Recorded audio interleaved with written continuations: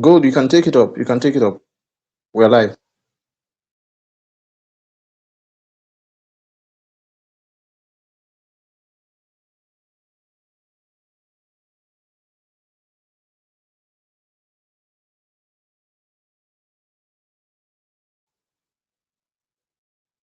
Good evening. Good evening, everyone. I would want to be sure that you can hear me. I want to be sure that you can hear me clearly. Okay, so that would get started. Gold, when you're back on stage, let me know. When you are back, let me know. So if you check, you're going to see the comments section. Okay. Okay, this one, your network is like this. Hope it would not be an issue. So please, I'm going to send hi in the comments. So please, let's make use of the comments very well. Okay. Good, good, good. I can see. Amazing. Amazing. Good. Okay. So go ahead. Go ahead, Gold. All right, sir.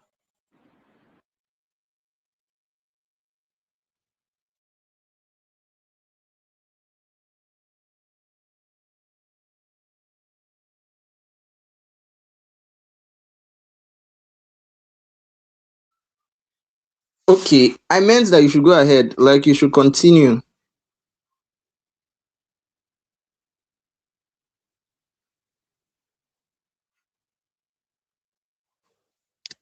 Okay. Okay.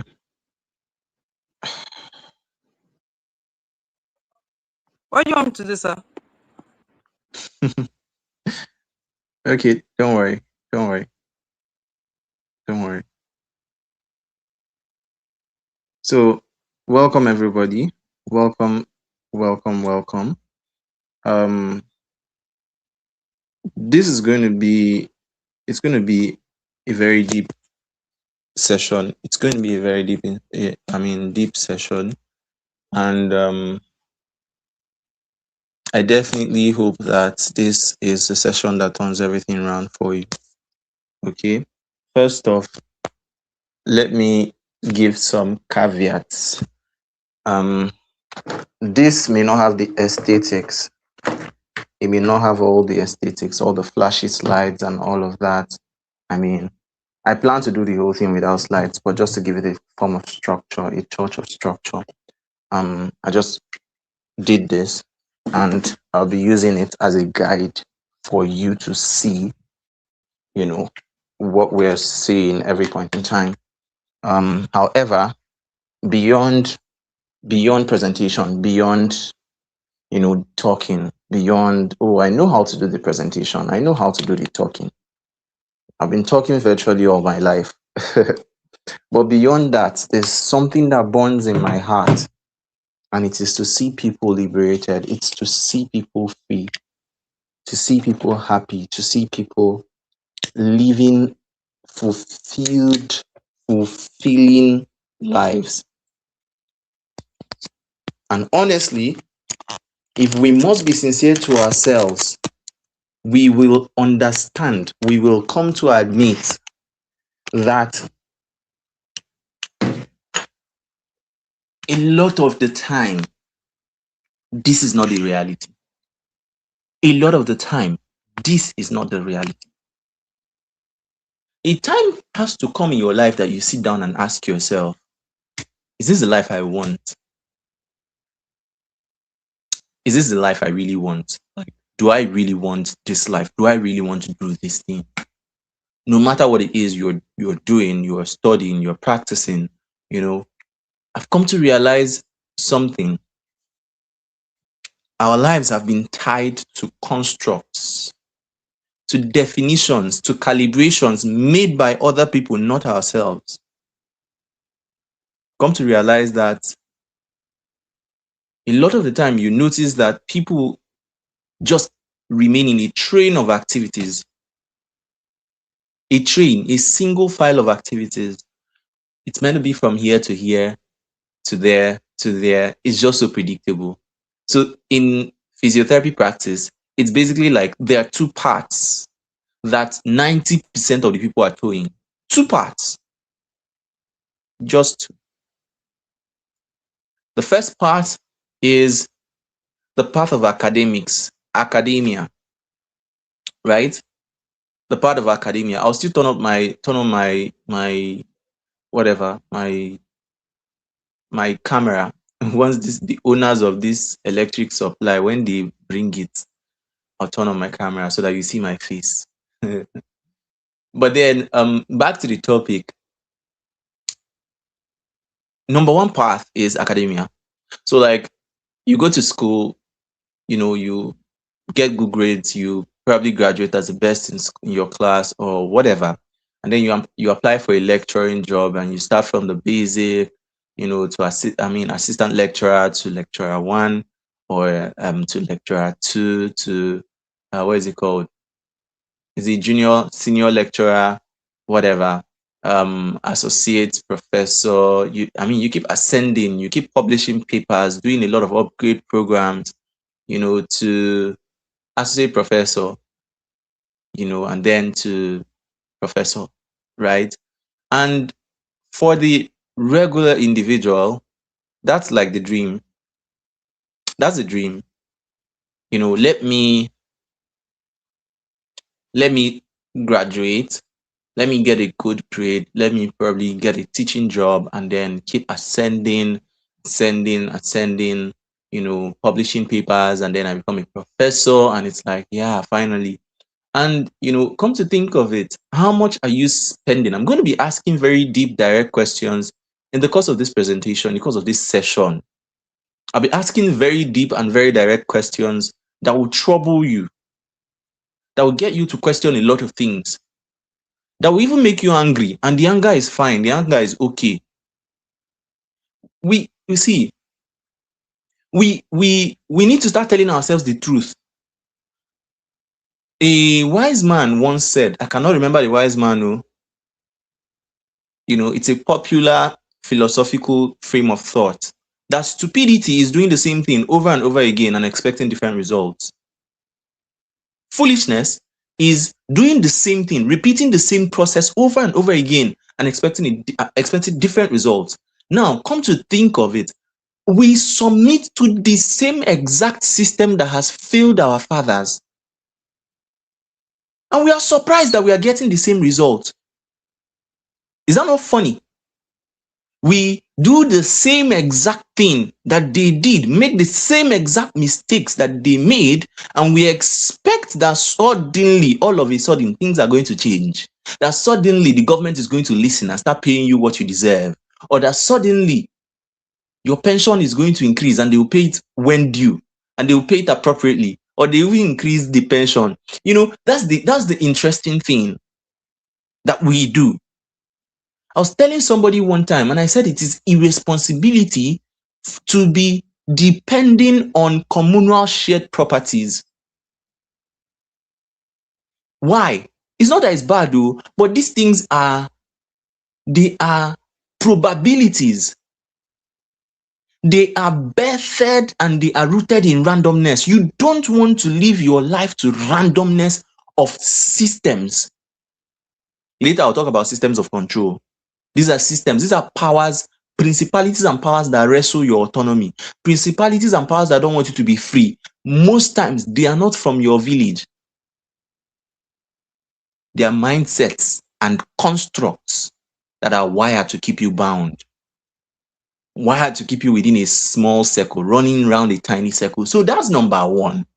The academia path, the academic, becoming a lecturer, becoming a researcher, becoming a whatever, and then becoming a professor is like the ultimate, the peak of it.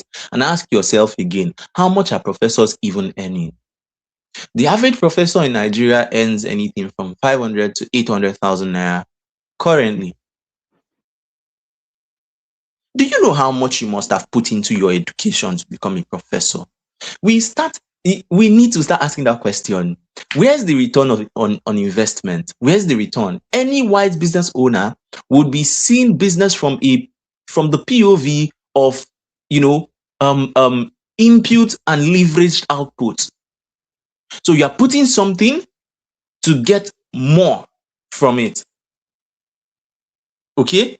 You are putting something into a system to get more out of the system. That should be the way good business owners think. That should be the way entrepreneurs think. But how do we think? We have wired ourselves to stoop so low and take anything the system throws at us. Meanwhile, at the end of the day, it ends up becoming like a pyramid scheme that you can point somebody and say, oh, this person, but this person went to school and he's successful. But this person became a professor and he's successful. How many are they? Point and let's see, let's count how many they are. At the end of the day, is it not becoming like a pyramid scheme? Now, I'm not saying you shouldn't do all of that. Now, I'm not saying you shouldn't go and get another degree. Now, I'm not saying you shouldn't do masters, even though the reason why some people do masters is to delay unemployment. By the time you graduate from school, and after a couple years, you realize that hey, the employment system wasn't what you expected. They told you that physiotherapists can work anywhere, you know. Physiotherapists can work anywhere. Meanwhile, that is true, and that's part of what we will discuss today. That's true. That's so true. That's part of what we'll discuss today. When you come out and a lot of people are just, I remember doing a session one time, that was many years back, and I was telling the students there that, I don't want my reality to be that I graduate from school and my identity changes from undergraduate to unemployed. You know how shameful that is? That you meet a graduate of a mighty course, a mighty profession like physiotherapy, and you are like, what do you do? And this is like nothing. And they're not joking. They don't do anything, nothing. Or you meet some people and they're just so miserable. You are working at a place where even your life is at risk. Remember, I said I'll be very raw in this program, because if you don't know these things, you will not see the need to move. If you don't understand these things, you won't see the need to move. People are being manipulated, extorted, abused psychologically, emotionally, sexually in their places of work, but they cannot leave. Why? Because that small change that they are paying them there, they have no other alternative, nothing else that they are building for themselves. So why should they leave? Well, how? Why? To where? No other plan, no plan B, no plan C, nothing, no other plan apart from graduating from school and getting a good job, maybe as a lecturer or something else.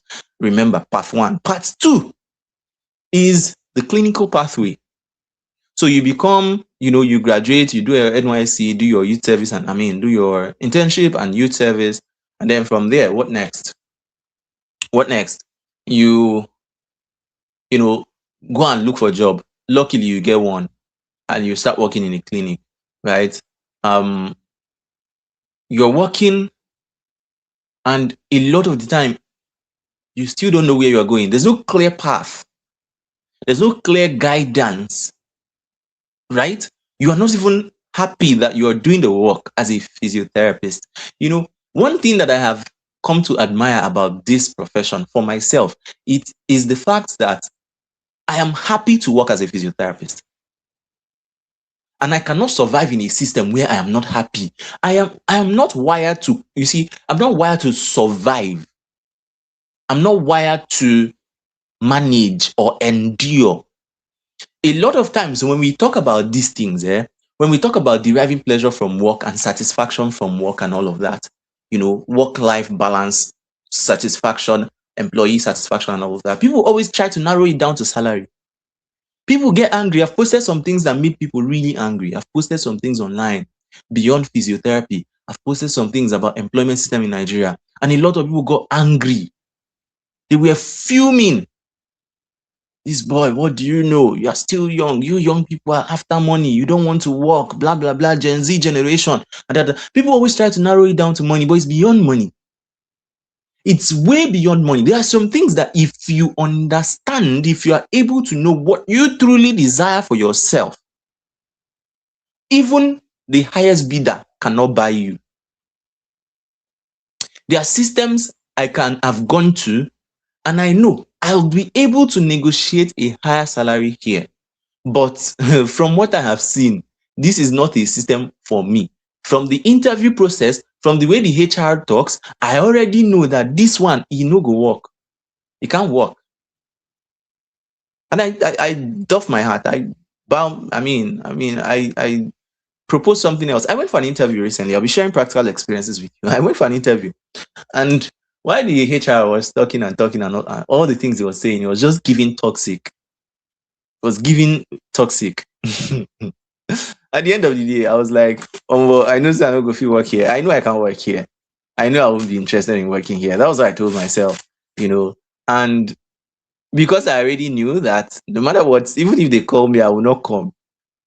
I started telling the HR that I offer employee wellness coaching and other corporate coaching services, that my number is in my CV. So if they need the service, they can reach out to me. You can imagine the guts. Can imagine the guts, the effrontery. Who does that? I smiled and walked away. In fact, by the initial part of the interview, I stepped in. The room was too cold. I'm like, other people have been coming in here for this interview, and why is the room this cold? I came in there and I said, please, can you turn off the AC? They looked for the remote. Yes, turn off the AC. Turn it down, like increase the temperature. Let it be less cool than this. And the next thing, I was like, it's still too cold. Please, can you turn it off? They turned it off. Why? I understand that I'm not at the mercy of any employer. I cannot be. Why? I have options. So remember, path one is academics. You grow in a single file, in a straight line, and a ladder, a growth professional ladder. And then what's the second part? The second path is the clinical that I've been discussing. So you become junior physiotherapist, senior physiotherapist, principal physiotherapist, chief physiotherapist, deputy director and director of physiotherapy. And, you just continue that path and you do fellowships and, whatever. And then consultants that we are fighting for and they're fighting us for, whatever the case, right? So you continue all of that. Okay, at the end of the day, you find yourself in the same clinic.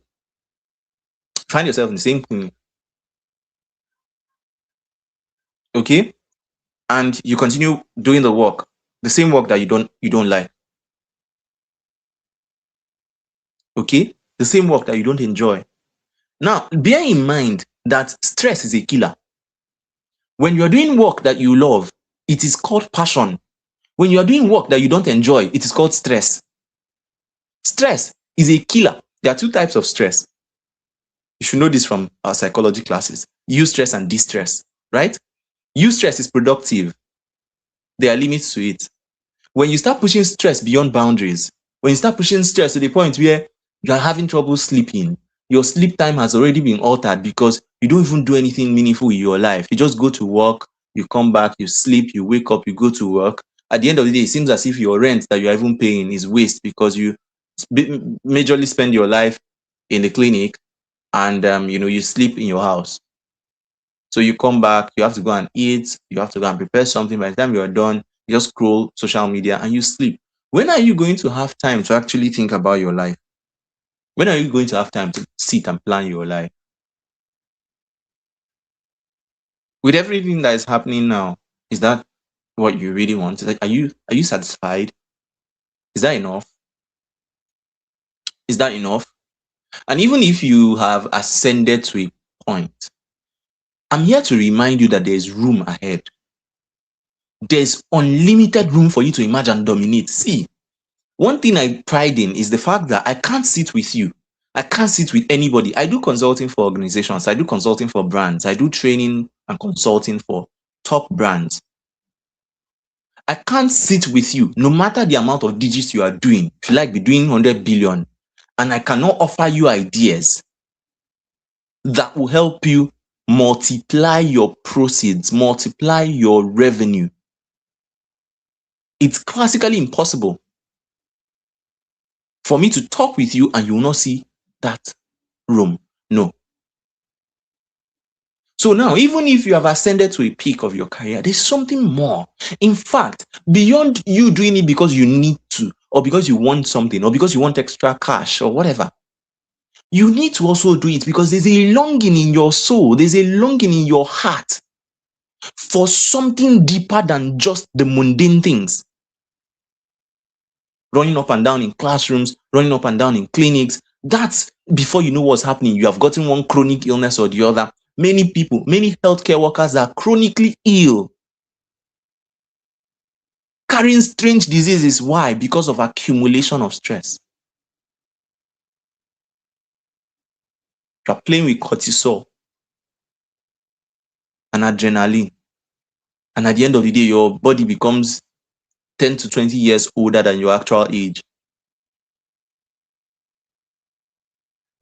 We need to come to a point where we understand that work can be enjoyable. In fact, work must be enjoyable. And if you don't believe it, it's a sign that you have already absorbed a toxic work culture. You have absorbed a toxic perspective about work. And that's where the problem starts. True freedom will begin. For you as a physiotherapist, true freedom will begin by knowing that there are alternatives apart from these two paths I've mentioned. Beyond the clinic and beyond academia, there are alternatives that weave around these two, that you can open your eyes and the opportunities will flow. There is no limit to what you can achieve. Definitely no limit. Okay? So I'll be defining a lot of things here. Everything I've been doing so far is introduction. Everything I'll be talking about is introduction.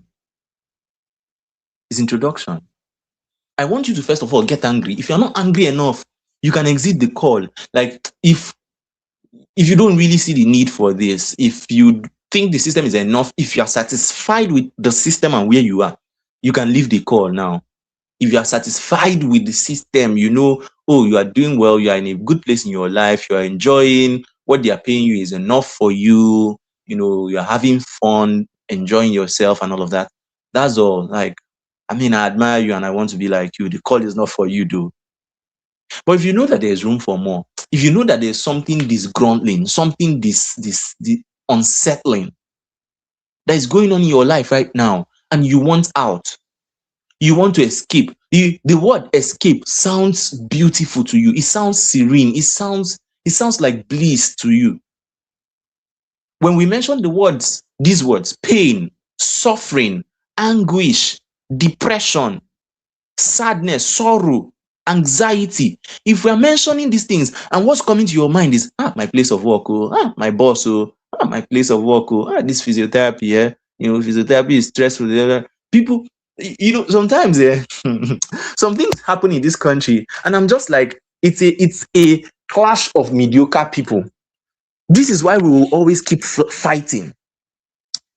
Joesu is fighting enemy is fighting Joesu, this one is fighting this one. We will always keep fighting. Why? It is a conglomerate of poor people and poor thinkers. No diss at anybody, right?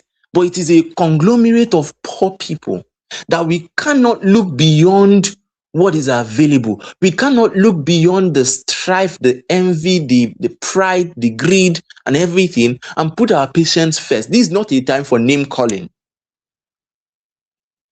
It's not a time for name calling. When it's time to fight, I fight. But sometimes we also have to calm down and look back and say, what's really wrong with us? What are we agitating for? What exactly are we doing? How are we setting our own pace? What are we doing to improve our value on the surface and deep down? So every now and then, strike. Every now and then, strike. That should give you an idea. Does the government really care about you? Do you think it will ever get better? Do you think, in all honesty, that within the next few years, if there's no divine intervention, you know what I mean, you think it will ever get better? Why not prepare for yourself and say, okay, I may not know about the system, I may not be sure about the system, but there's a system I am sure about. There's a system I'm sure of, and it's the system I created for myself. Does that make sense? Does that make sense? Now let me shock you. You know that woman selling akara by your street? Huh? That woman selling akara by your street every morning probably makes more money than a lot of lecturers, a lot of physiotherapists. In this country, there are physiotherapists who still work every day of the week and they are paying them 100,000. They're paying them 100,000, 150K, 200K. And when you talk about these things, people will start shouting and, the employers of labor will get angry. But that's not the point. It's not about salary. Now let's compare, things. Let's look at things squarely, right? There's something we call, or something I call, profit potentiation. This is the mathematics you must solve if you're a salary earner in any part of the world. Profit potentiation, it's simply narrowing your pay down to hourly pay. Narrowing your pay down to hourly pay. So let's do a simple math. Let's assume you work every day of the week, 5 days a week, right? The system is wired in a way that if you don't know what to do with your time, people will borrow your time, pay you some fractions for your time, and use it for their own whatever, for their own business. Time is leverage, energy is leverage, knowledge is leverage. So if you don't know how to use your own leverages, people will leverage on your leverages. People who understand how the system works. And a lot of the time, you'll be on the losing end because a lot of them may not know how to reward you. So as an employer of labor, right, you may be complaining about overhead costs, cost of taxation, blah, blah, blah, all of those things, right? Wonderful. But it's also a personal responsibility to ensure that anybody who is working with you, beyond salary, that they are happy. But I can assure you that majority of Nigerian employers, majority, they don't really care about employee wellness. They don't care about your mental health. Mental health? What mental health? My foot. Who cares about your mental health? Recently there was a trend online and employers were complaining, particularly Nigerian employers, that this young generation, they don't want to work. This Gen Z generation, mental health. Which one is mental health? That in their time, did they have anything like mental health? They will just cook up things because they don't want to work. I'm like, no. Finally, there's a generation that is coming up that understands that they can put their life ahead of work, that they can see themselves in the equation, that they don't want to live miserable lives. And it's annoying some people who are meant to be employers of labor.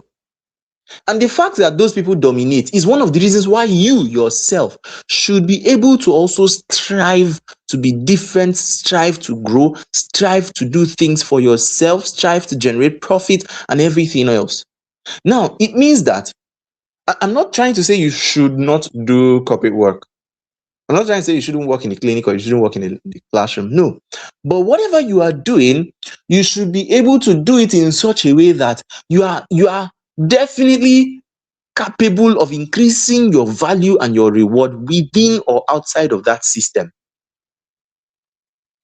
After this session, you should have enough courage to walk up to your employer and say, sir, these are the extra bodies of value or types of value or categories of value I can bring to this organization, I can bring to this clinic, I can bring to this hospital, match to the CMD's office, like through your HOD, if it's a whatever, federal, whatever, through your HOD to the CMD, shall find a way and get there and let the them know, oh, this is what an idea that I came up with that we can execute that will put us in a better position in this place.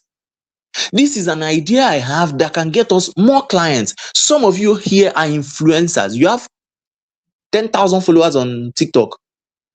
But what are you doing with it? You are dancing. You are dancing and dissing, fighting medical doctors and fighting, looking for who to fight, looking for nurses to fight and all of that. You know? So you can decide that, okay, those thousands of followers I have, let me go to my employer and say, okay, I actually have a lot of followers and some of them are in this city. I think, can we establish a referral partnership? Can we establish a commission-based reward system that if I get any client to come to this clinic, I would have a certain amount as bonus on my pay? Do you know that with that, you may never need a salary and they would also be happy? Why? You are increasing the clientele. You are reducing their marketing budget. You are cutting marketing costs.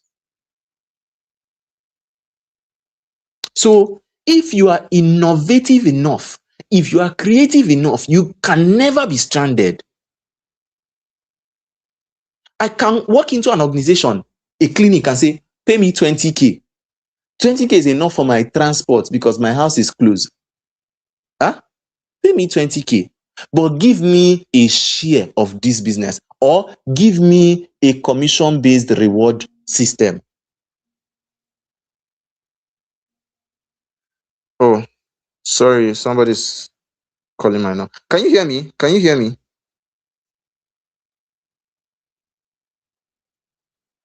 Can you hear me? Somebody called me, so I wanted to know if you interrupted the session.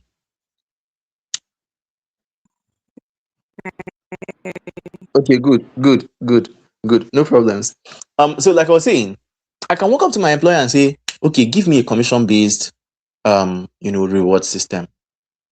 Don't bother about salary. Why? Because I know that if that is done, I am going to be able to probably make 5 times my salary. It's that simple, and it's a win-win situation. Value for value. That is what the marketplace respects. This is the future of work. Don't think like an employee, think like a partner.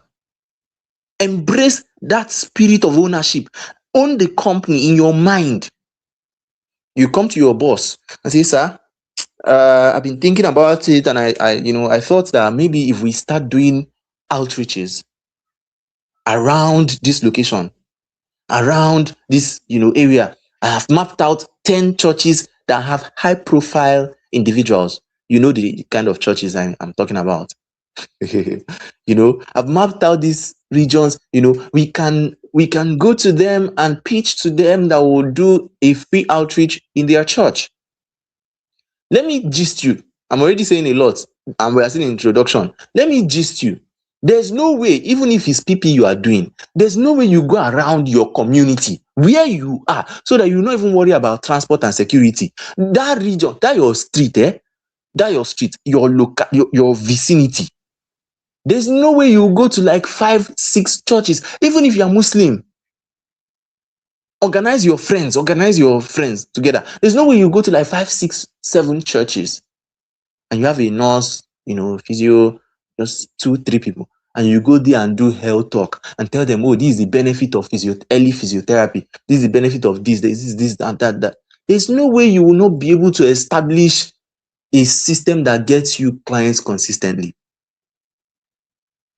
They will rush you and they will take your number. We had a project that we did. That was Neuro Rehab Physiotherapy Day of Service last year. And, everywhere we went, it was as if they blew whistle. On your marks, get set, find a physiotherapist. Everywhere we went, people wanted to help all of them. They were looking to collect number. They were, my husband may need a physiotherapist, this one. And it got me thinking, why don't physio think in this direction? Why are we just glued and satisfied and okay about everything that's going on? when I was in school, I saw some of my lecturers struggling, and it broke my heart. It pained me. Like, I would always come to some of them, I'll always come around and I'll always talk about options, creating options, oh, this, that, that. And I look into their eyes and I see frustration. I see pain. Pain. They are tired. They are frustrated. Some have become sick because of the system, and they will keep complaining. Oh, this one came and they have left. I'm now doing the work of 3 lecturers. This one now, I'm now doing the work. I'm like, okay, doing the work of 3 lecturers. Are they paying you for the 3 lecturers? Say, like for where? I knew it wasn't for me. I knew I wasn't cut out for it. I cannot. It's not me. You see some of the senior professionals who are clinicians, and you look at the life they are living, you just know that ah, the person will tell you, I've been practicing for 15 years. 15 years. And you look at them and you know they are struggling. They are struggling. They are struggling. Is that the same life that you now want? Can you afford the risk?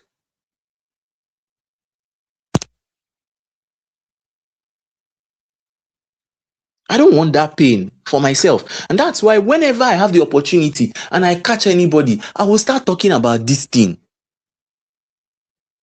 It is dear to my heart. It is living in me. Like, I can't help it. I have conversation with my parents sometimes.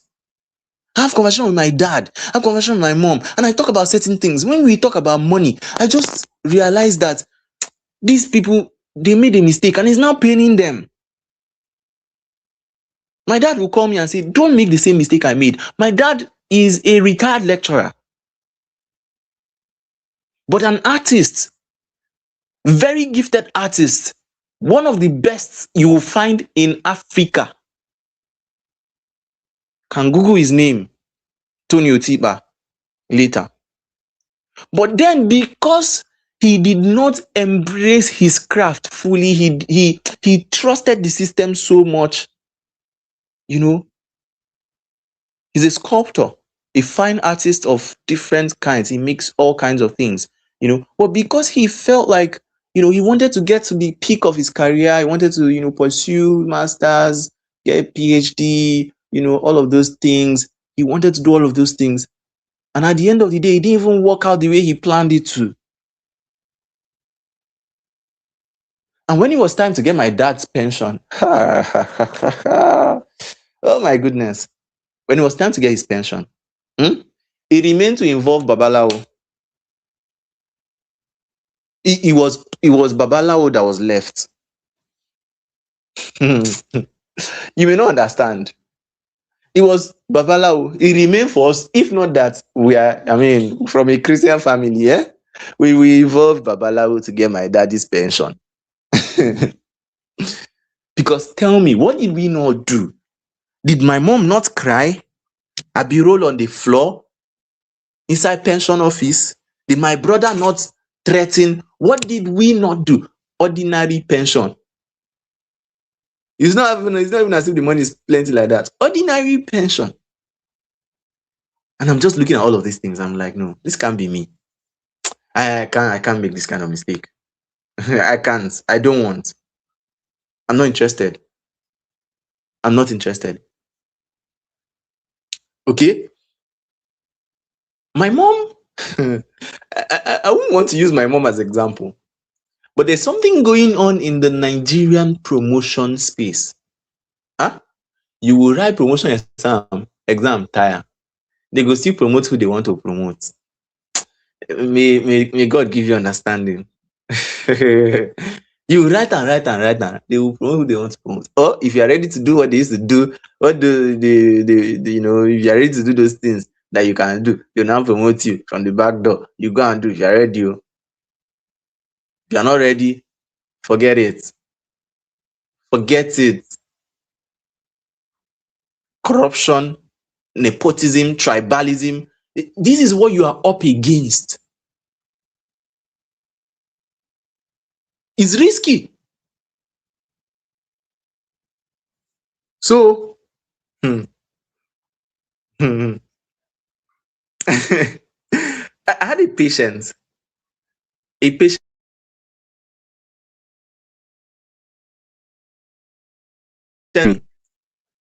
the time I was seeing him, his son said they spent up to hundreds of millions on his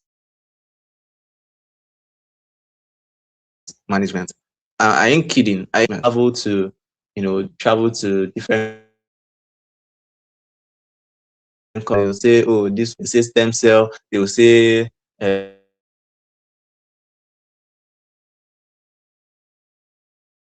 working. So now people said all these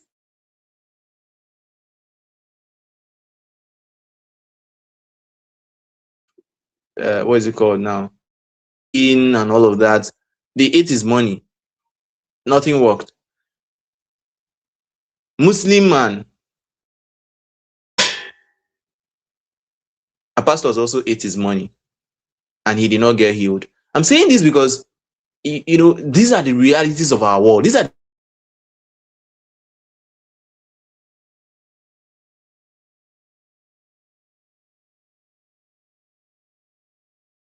now what happened? It's not even the main part of going to assess his pension. And guess how much they were scared?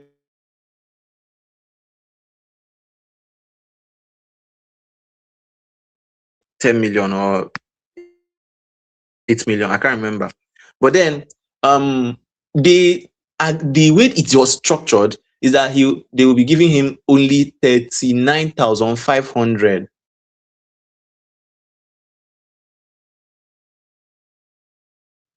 per month. You cannot withdraw your entire retirement benefits when you are in need. Even if you have emergency and you're about to die, you still withdraw 39,500. He said he was begging them to make it 40,000. They refused. Right? And if you die and you don't have a proper system to retract the remaining benefits, it's gone. It's gone. So these are things that we are seeing. It is up to you to decide that you cannot be ordinary. You cannot do the same thing every other person is doing. You can't be stuck in the same cycle, the same web, the same complex web of what is not working. You can't afford to do that. Don't make that mistake. Remember, it is not about quitting your job. No. There's quitting your job can also be stupid. But then this is what you have to understand. What I am advocating for here is to unleash the entrepreneur within you. That's the only guarantee of success. Only.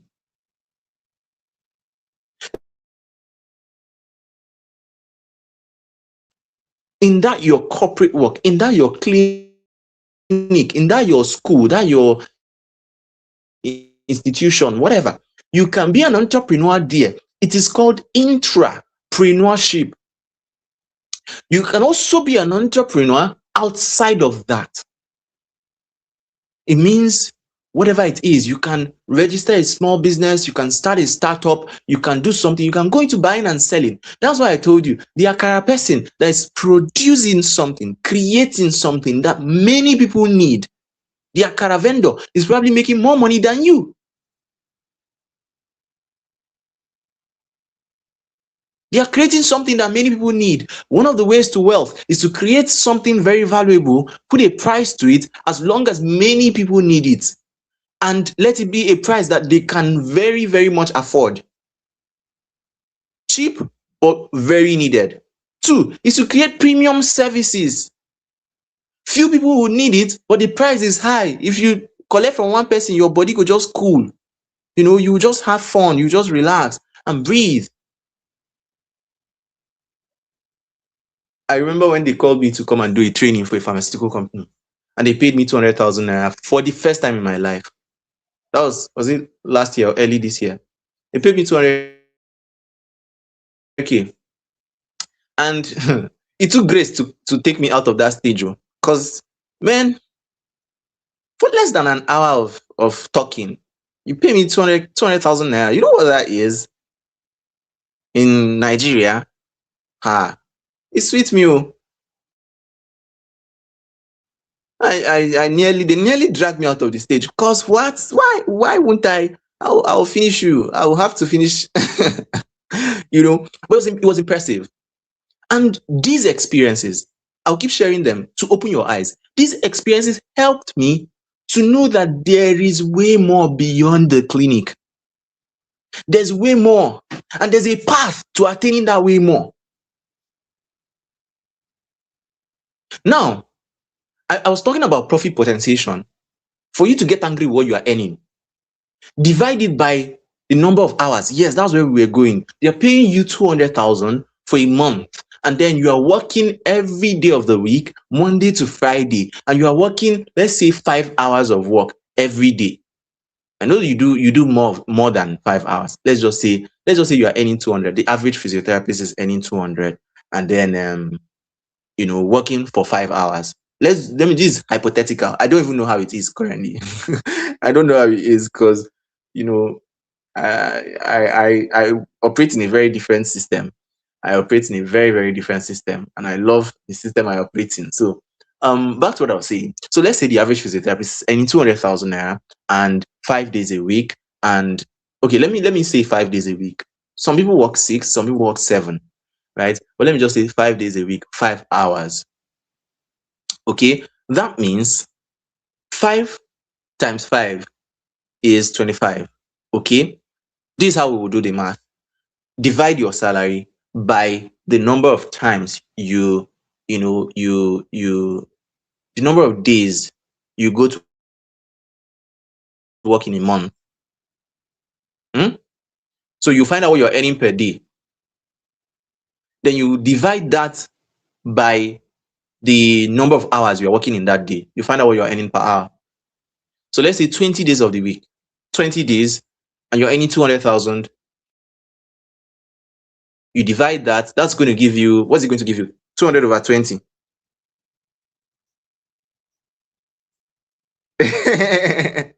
Somebody say 1,000 passive movement, no go give that money. For where? For where, Makagini? For what? Recently, I needed money. Doing the division, I will land. I needed money recently, and some things came up, and I made a post. I can't even remember where I made it. Okay, yes, somebody reached out to me earlier. I did a session with somebody, and that session reached over probably 10,000 people on Facebook, and it was a session on e-learning.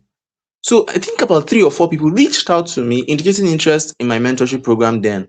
And because that was not my intention, I came for that program. I didn't have any intention to sell. If I had intention to sell, I would have raked in a lot of money. Oh my goodness. I regretted it later. I came there for passion. You see, but be careful about this passion thing. Be very careful. Passion without profit can be poisonous sometimes. I was broke that period. I won't lie, I was broke that period. But I came there, I didn't remember to sell anything. I had things to sell, I had things to offer, but I didn't remember. So I just did the talking thing. And then people reached out to me. So one of them eventually reached out to me again. When she reached out, I told her the price. She said she would come back. So by the time she came back, say, okay, what's the price? I told her, give her a discount, say, okay, pay 100k. 100k, 8 sessions, 8 classes. I mean, that may not be a lot for most people, for a lot of people, but then it meant a lot for me. 100k, and she paid 50 the first day, and after a while she paid the remaining 50, and we commenced our coaching session. Now, normally this is something that what you work now, what you work out normally to work out your salvation and work out 100k. you know how much work you put in. That's already half of the month if you are earning 200k. That's already half of the month. So now, I do the division. Let's go back to the definition. To the division. 200 divided by 20, that's 10k. 10k, divide 10k by the number of hours you work in a week, in a day. Number of hours you work in a day. That's if you're working 5 hours. If you're working 5 hours in a day, how much? That's 10k divided by 5 as 2k. That's 2k. 2k. That's what you are earning per hour. Abi? That's what you're earning per hour. So if you divide, and you calculate your monthly pay, your monthly salary, right, and divide it by 20, right? So maybe some people are earning 150 here or 150k. Some people are earning 100k. Like, wow, I, it's scary. It's scary. You calculate all of those things and then you divide. You find out how much your hourly pay is. So this is what your 1 hour is worth. With my 1 hour, I can get on a call with somebody and close a deal of 50k. I can get on a call with somebody for something they paid 20k for, 20k consultation, 20k clarity session, 20k, whatever. For 1 hour, even if you decide to set up a system that you can consult for people who are looking for physiotherapists, but they don't know how to get started or where to find. Some of you are heavily connected. You don't know that that connection is a blessing. You can go to some groups that you are inside and say, oh, is there any physiotherapist in so and so place? Do you have physiotherapist for this person? I have a patient. So you can consult, do initial consultation for the patient, collect 5k, collect 10k, put in your pocket, and then help them find the physiotherapist they are looking for and send the physiotherapist your note, your documentation, or you can refer them to their doctor. I do that. There are some patients I'll now see. I'll say, oh, this one, with the way you are describing this, it's looking like I would want you to investigate your kidney. I would want you to do this. I'll write a note, detailed note, and send to them. When you go to your doctor, take it to your doctor. You pay me my money, and that's it. I'm just giving you insight, too. We have not even started. I'm giving you insight. So now, if you're earning 150, you find out how much your hourly rate is. And how much more you could have been doing if only you are seeing the options for yourself. They say everybody must not be an entrepreneur. This is a limiting mindset that are keeping you where you are. Everybody must not be an entrepreneur. Everybody must not be in a business. Everybody must not be the. Why must everybody go to school? For how many years? They born you. You never begin to. I know some people are from other countries here. So pardon me when I switch to pidgin. It happens spontaneously. So they gave birth to you. You've not started talking. You've not started even spelling your name. They push you inside school. And the system indoctrinated you for so long. Up till this point, you are still getting indoctrinated by the system. And there's no part of that system that was intentional about teaching you how to sell, teaching you how to communicate yourself, teaching you how to create products and services that people would want to buy. Why will you not be afraid to venture into any form of entrepreneurship? Why won't you? Tell me why. Many of us suck at selling anything. We can't even sell ourselves. We can't even write a proper CV to sell our role to anything, any organization, any brand. What do? Nothing. Come on now. And we all went to school. See how much you have put in. Are you not feeling somehow? Like, where's the return on investment? Calculate how all the amount you put into schooling. Calculate everything from year 1 to final year. The house rent you paid that you would have been under your father's roof, eating mommy thank my every day. Put all of that together and then now ask yourself how many years it takes to get the return on investment. Some people will still process money and do travel to go and get education and all of that, and their parents will fund it. At the end of the day, people have spent like roughly 3 to 10 million to get a degree and probably do masters on top or do DPT. And at the end of the day, where are we going? At the end of the day, what's in it for you? Like, what's the ROI? When you go blow, when you self go blow, touch your neighbor, ask your neighbor, when you go blow, when will you blow? When will you succeed? When will you prosper? When will you make money? When will you become wealthy? When will we escape poverty? You dress well every day and you go to work. I mean, the funny thing, people think you are rich. Oh. Once you wear this white coat and you post anything on Facebook, people think you have money. People used to come and bill me. Doctor, physio. Once you wear white coat and hang stethoscope on your neck, people think you are rich. But that's not the reality. You know your pocket. As some of you here, you have like 6 accounts. Nothing inside all of them. If you come to one of them and just shout, oh, you hear echo. Hey. 6 accounts, nothing inside. But you still go to work to maybe next week. You still start work. You will go to work. You don't know how the transport money will come, but you shall go. We have to tell ourselves the truth now. We have to. So now, there's just so much to share. Let's go to the next slide. First thing is mindset. Second is urgency. I've already talked. I'll still talk about some practical pathways. I'll talk about some of them. So mindset and urgency, right? There's something you need to understand. I defined autonomy as the freedom to choose, the freedom to embrace alternatives, right? That's what autonomy is. And you must be aware that you can have autonomy. It is a possibility for you that you can be autonomous. It's not just about autonomous professional to make referral and do diagnosis and do all of it. You can also have autonomy as a human being, that you are not dependent on any system or anybody for your next meal, that you know how to create opportunities and raise profit or raise money on demand. If you have an emergency now that requires some money, even if it's not emergency, you have a need, your rent is about to expire. Some people don't know where they will get their next rent from. Meanwhile, you have been working for years. They'll still go and borrow. A whole physiotherapist is borrowing from OPay, from PAMPay. Why? We don't know how to create money on demand. We don't know how to create profitable value. That's why. So you must start with your mind. That's where it begins. Autonomy is freedom to choose, freedom to remain, freedom to exit. Do you have that freedom? So I see young physios and they're like, oh, I'm looking for a job. I'm like, what kind of job are you looking for? Hey, anyone available. I'm like, God forbid. It's not a bad place to start. I'm not saying that if life is treating you hard, that you can't find somewhere to start. No, that's not what I'm saying. But is it ideal? No. Anyone, any work, I beg. Start sounding like people that didn't go to school. They'll be like, oh, anything, even if it's just receptionist, give me anything.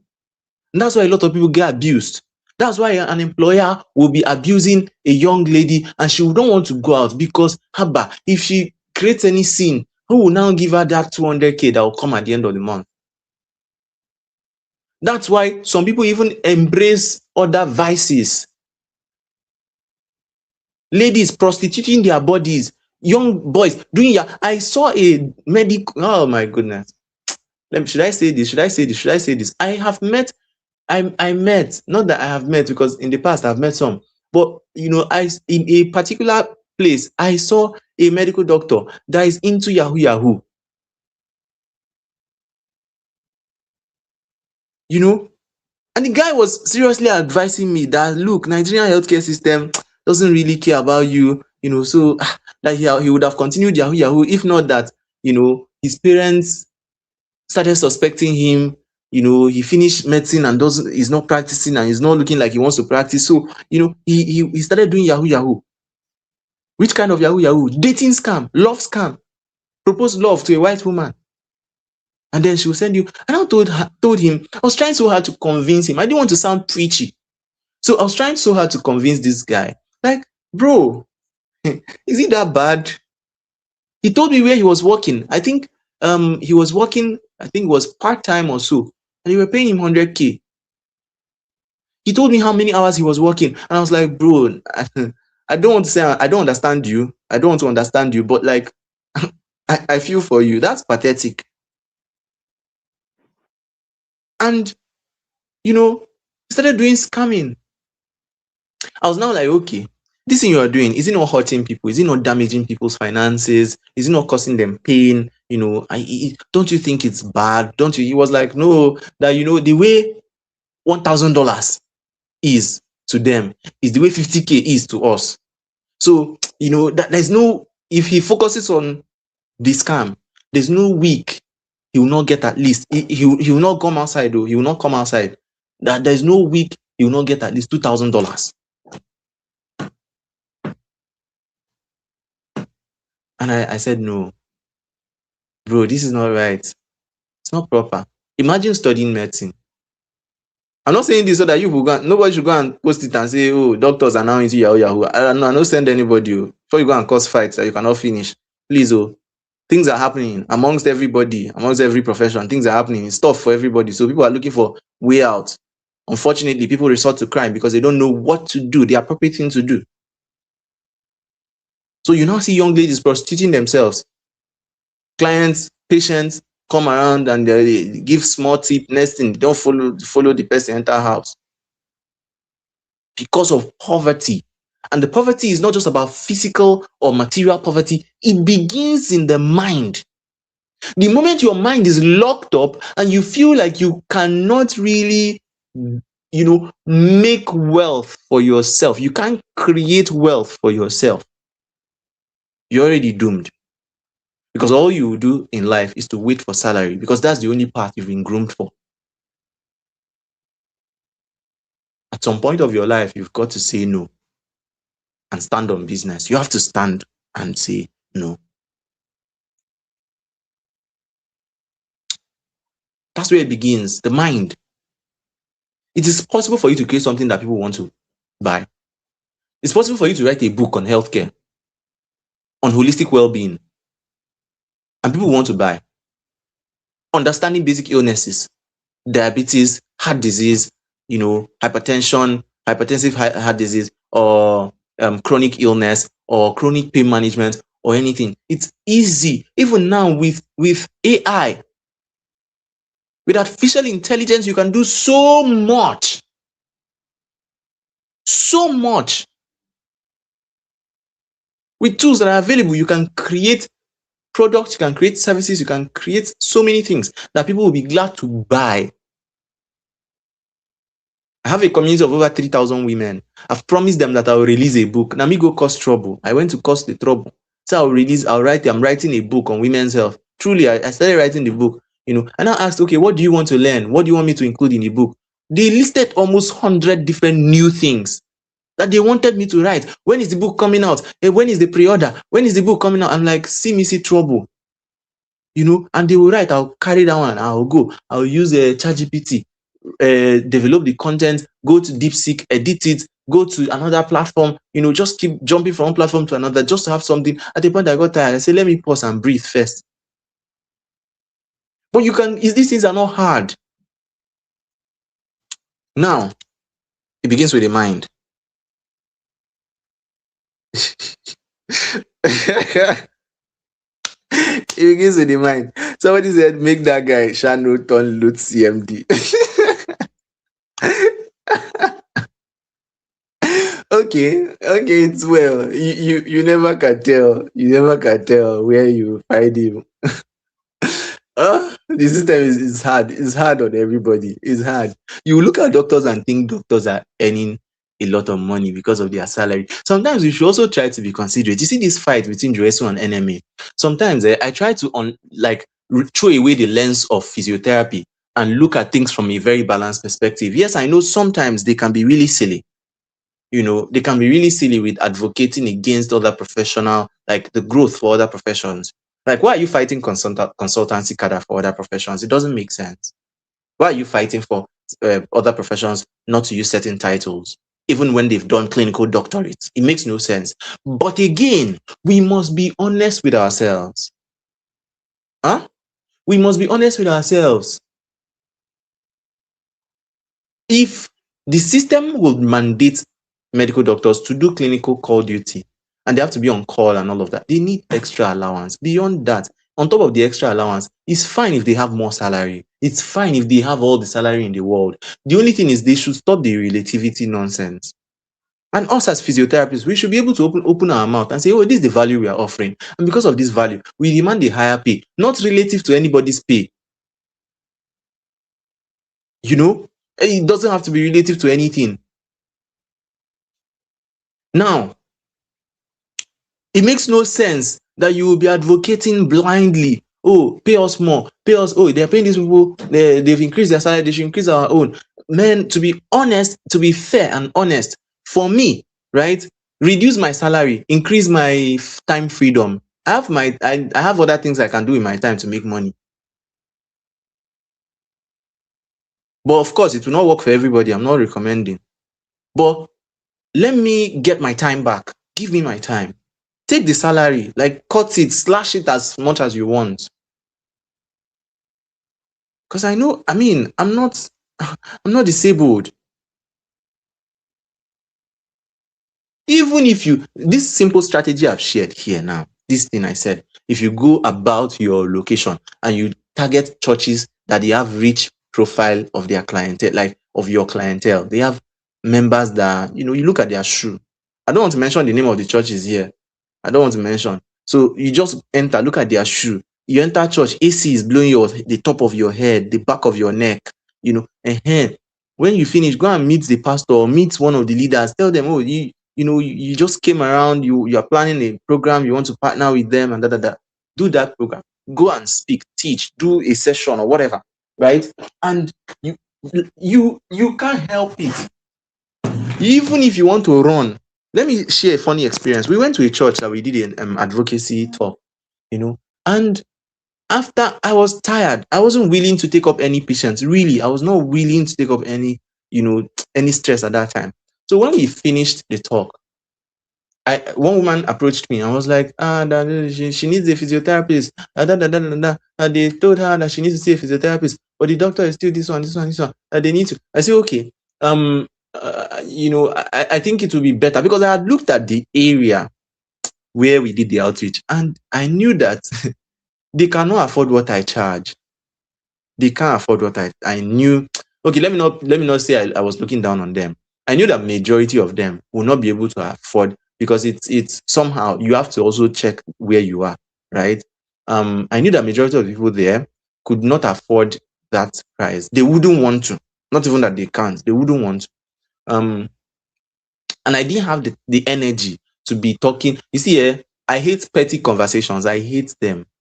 Oh, why? Oh, 40,000, 30,000, it's too much. Oh, it's, I don't know, why you, but now it's much. Oh. I don't like it. So for me, I run away from the get-go. I'll just tell you, oh, I think it's better to use a general hospital. I think it's better to use a public hospital, you know, or get an NHIS. So when I now told the woman that I think you should see a physiotherapist in the hospital, she got angry with me. Oh, she got angry.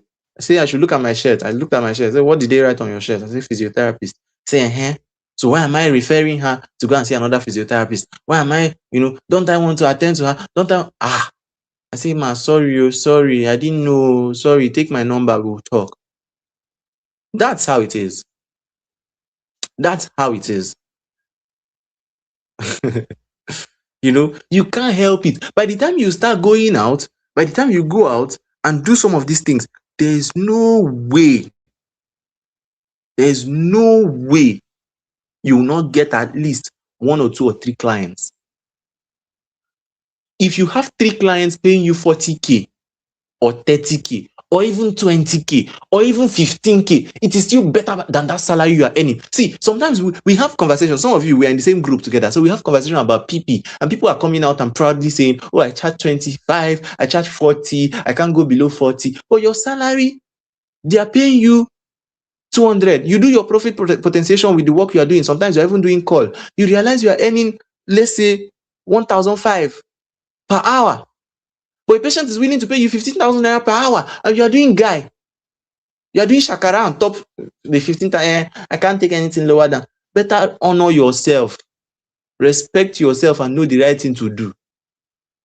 If you have 4 5 steady patients, stream of patients. You have doctors as friends. That's also another secret. Make doctors your friends. Forget all this rivalry. A lot of my patients have come directly from doctors, medical doctors. They will leave people that have all the years of experience and call Chijioke. And the way they will recommend me, it will be evidenced in the way the clients discuss with me. It happened at some point. The doctor finished recommending me, and when I talked with the person, we were dancing around the price. At a point, I was like, you know what? Because of the distance, I think let me recommend somebody who stays closer. He said, no, don't worry, I'll pay the price. I'll pay. The way the person spoke about you, we don't want to try another person. How much confidence did a doctor? I didn't even work so long with her. I think we only crossed paths twice. How much confidence did she use to describe me that the client would say, no, he got afraid. No, please, let the bargaining not destroy our relationship. The only thing is that, okay, I'll pay this for consultation. Please remove small something for us in your treatment, this one, so that I can make payment immediately.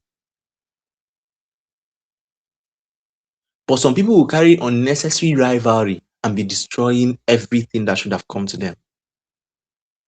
Oh, doctors are this, doctors are that. And so, some people just hate doctors for no reason. You are beefing on doctors for absolutely no reason.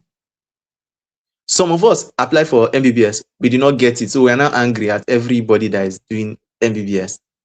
Yes, I know there are lapses in the system. It is left for us to build systems and create atmospheres to solve those problems, but not to add more problem. You can't get anything from being toxic.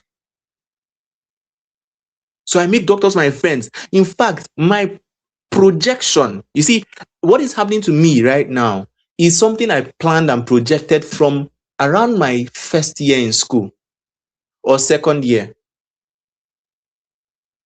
I was in physiotherapy and I was looking at myself, and I looked at my friends in MBBS and I said, yeah, some of you are stupid. I mean, some of them are silly. Some of them are very, very arrogant, and you just can't help it. But then I looked at them because I knew 80% of my classmates in MBBS. I knew 80% of them by name. They know me by name. In fact, there was there was every likelihood that if I had contested for election inside their class, they may vote me. That's how serious it was. Some of you here, those who went to the same class with me. I mean, went to the same school with me. And then what did I do? I told myself, in the next 10 to 15 years, some of these people are going to be clinical specialists. They are going to be, endocrinologists. They are going to be surgeons. They are going to be, probably consultants. They are going to travel abroad. And I just told myself, these are the people who will refer patients to me in the future. So they better be my friends now. These are the people I would need in the future. No need building unnecessary rivalry. I have doctors that I call. I send my patient to go and do lab. They do a blood lab or a rheumatological lab. And then I look at it and I'm like, okay, I just snap it and send to my doctor friend. Alpha. This is what's happening. This person is still in the hospital, but this is what their lab. They say the doctor is not around, blah, blah, blah, blah, blah. He will just report everything and for free. I don't pay a dime. And that's what we do for ourselves. But some people never. You don't know that's how you create webs that would actually make you more money. That you can create systems, that you can build a team easily. You can start something, build a community, a club, and say, okay, this is for old people. This is for people who are battling chronic pain, chronic illnesses. Join this community. There, we will bring a dietitian to come and speak to you. The dietitian is your friend. We'll bring a medical doctor to come and talk to you. The doctor is your friend. We'll bring who else? What else? Lab scientist or whoever come and speak to you. The nurse will come and talk to you about self-care and all of that. They are your friends, right? And then because they are in your community, whether it's free or paid, when they now need certain services, their minds will not go to any other person apart from you. It's called mind engine optimization. I'm giving a lot of ideas. I'm giving a lot of ideas, a lot of ideas. As I'm speaking, I hope you are getting clarity. So that anyone that you catch is like revelation is flying around. Anyone you can catch and implement in your life, implement in your personal hustle, implement in your PP, implement in your business, your clinic.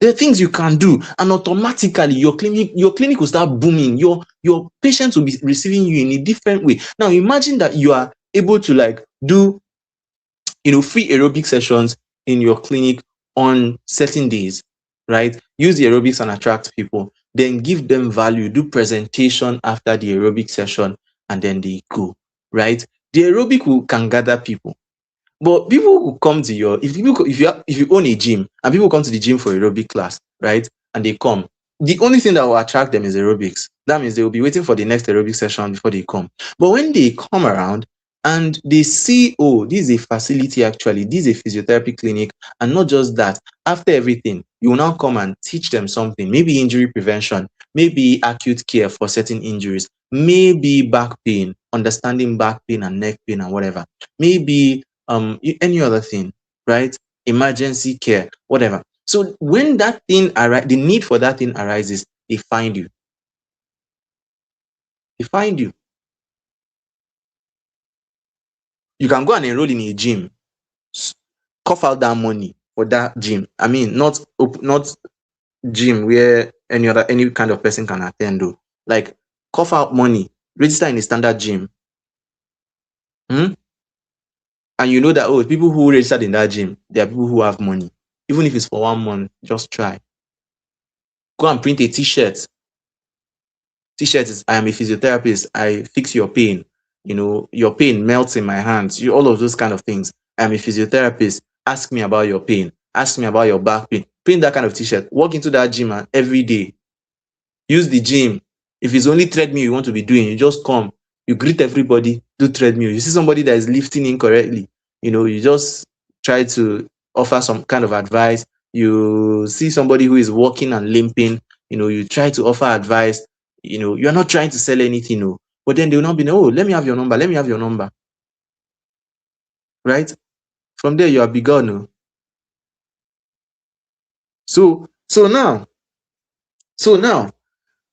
I'm just giving us insight what we can be doing already. Now let's go to the next. Let's go to the next one. Let's go to the next one. I'm going to share some things that are very, very what will I call it now? Very controversial. I am a controversial human being. So please bear with me. Some things may be hard to swallow, they may be painful, but bear with me. Okay? Because we need that to be able to grow. We need that to grow. Okay? So this is where it starts. Mindset. It begins in your mind. I've already talked about this. This is where it starts. It begins. Knowing that you have options. It's when you don't know that you have options that you become powerless. An optionless person is a powerless person. If you see everything in a straight line, if you're only seeing the option of clinic or classroom, you are powerless. And these two things, you will do like this. You will sweat, you would waka, you will spend money, you will go to places where they will insist that you must bribe, you will do all sorts of things. For the spiritual people here, for the Christians, believers or Muslims, you have certain spiritual obligations that certain kinds of job, workplaces, organizations, companies, clinics, hospitals would force you to bend your standards. And it's almost like you have no choice. You will compromise. Somebody told me he worked with a boss that was always demanding him, to lie, asking him to lie. The guy was doing things, married man, but he was doing things. So the wife of the man will now call the guy, where is my husband? The guy is there doing things, but he has to lie that he has not seen the husband. Things are happening. So by the time you see things like this, you are going to be mentally damaged, spiritually bankrupt, morally down. So it is one of the reasons you must vow that you would have a system that you are in control. Okay? So you must dismantle limiting beliefs that are in the way of your authority, in the way of your power. You must adopt growth thinking. You must see opportunity, not scarcity. Remember, there are two types of mindsets: growth mindset and fixed mindset. Growth mindset says, you know, okay, let me start with fixed mindset. Fixed mindset speaks limit and scarcity. It also sees impossibility so loudly, clearly. Fixed mindset. Oh, physiotherapists can make money. That's why if you have there are some conversations we have in some groups, and then when people start attacking me for certain things I say, I'm not surprised. It's a product of a fixed mindset. If you go and post something now that physiotherapists should earn more, or physiotherapists should have money, or physiotherapists can be rich, you will see people that will just attack you for that statement. Physiotherapists can be rich. Shut up. It's a lie. If what you are looking for is money, you are not a true professional. True professionals are professionals who don't put money first. They put patient first. So who made you believe that you cannot put patient first and still make money? Limited mindset, scarcity, fixed mindset. I can't do it. Oh, have you tried selling something? Try business, try something, try buy something and sell something, sell medical equipment, sell physiotherapy equipment, sell anything, first aid, whatever. I can't sell. That's fixed mindset. I can't. It is fixated on your cannots. I can't sell. I can't do. I can't make. I can't create. I can't produce. Can't. The only thing you can do is to work for somebody all the days of your life till you get too old to move.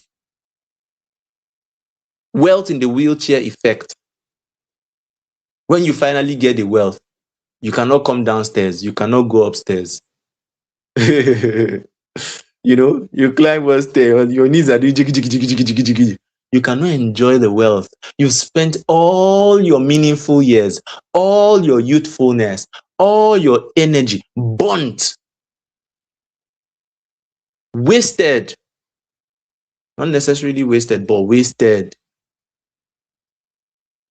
There's nothing to write home about. A senior colleague of mine called me close one day and pulled out his payslip, and he was telling me, CJ, I see where you are going. You are vibrant. You have knowledge. You have skill. You are good. You are just all round. You are doing well. And I don't want you to make the mistake that I made. CJ, this system does not have any plan for you. He told me, say, look at me. I've practiced for how many years? Nearly 2 decades. Look at my salary. He showed me. Look at what they are talking. Look, they are still owing us arrears for how many years? Just look at. And I have a family to take care of. Just look at my life. I felt it in my heart. So if you want to embrace fixed mindset, just know that you can. No, nobody will fight you. But it has consequences. It's risky. Everything is risky. Okay? Everything is risky. You will believe that there's no money to go around. And sometimes it is indoctrination that we have grown up with. You ask your father for money, he says there's no money. Money does not grow on trees. This boy, you're asking too much. That your school fee. You witnessed some of these things. It's why I'm intentional about starting from the background. This is not just about coming to talk about opportunities in physiotherapy. In fact, the opportunities in physiotherapy, I can share it as a document. I'll share it as a PDF. You read it. But the main work is not about physiotherapy. The main work is your mind. It's your mind. You have gone through years of your life being indoctrinated by the school of poverty. You witnessed scarcity. You saw scarcity. You touched poverty. You touched lack. It became a part of you and you embraced it. You wore it like a cloth. So when you now see wealth, it's difficult for you to recognize wealth. Deep doesn't call onto deep. So you feel a lot of things are impossible. You can't get them. You can't achieve them. You can't touch them. Some of you, they chased you out of school for school fees. It chased you out of class because your parents could not afford school fees. You did not know that subconsciously you were registering that thing in your mind. All you have seen all your life are people going to work and coming back. So if you don't go to work in the morning and come back in the evening, you don't feel like you are useful. If you don't go out in the morning and come back later, you don't feel like you're doing something. That's what you saw your father do, mother do, brothers, sisters do. So now you were not used to seeing people sitting in front of their laptops, creating digital product and selling and say, oh, wow, I just closed a deal. You were not used to seeing people closing real estate gigs, working remotely and saying, yes, let's celebrate. Someone just paid $5,000 for the book project consulting, whatever. Someone just paid $10,000 for this. So if we were not hearing those things. What we were hearing is, morning, your mother will leave, come back in the evening, father will leave, come back. And then when they pay salary, my mom used to do a ritual then. Not bad ritual, though. I mean, let me not even use the word ritual because a lot of people will misunderstand the word.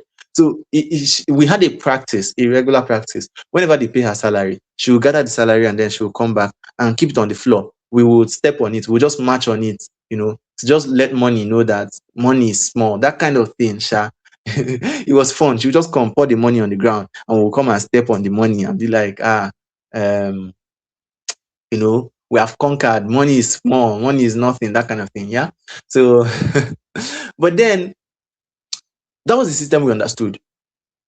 It is going to be very difficult for you to make sense of entrepreneurship, of wealth creation beyond salary. It's going to be difficult because you didn't see the system.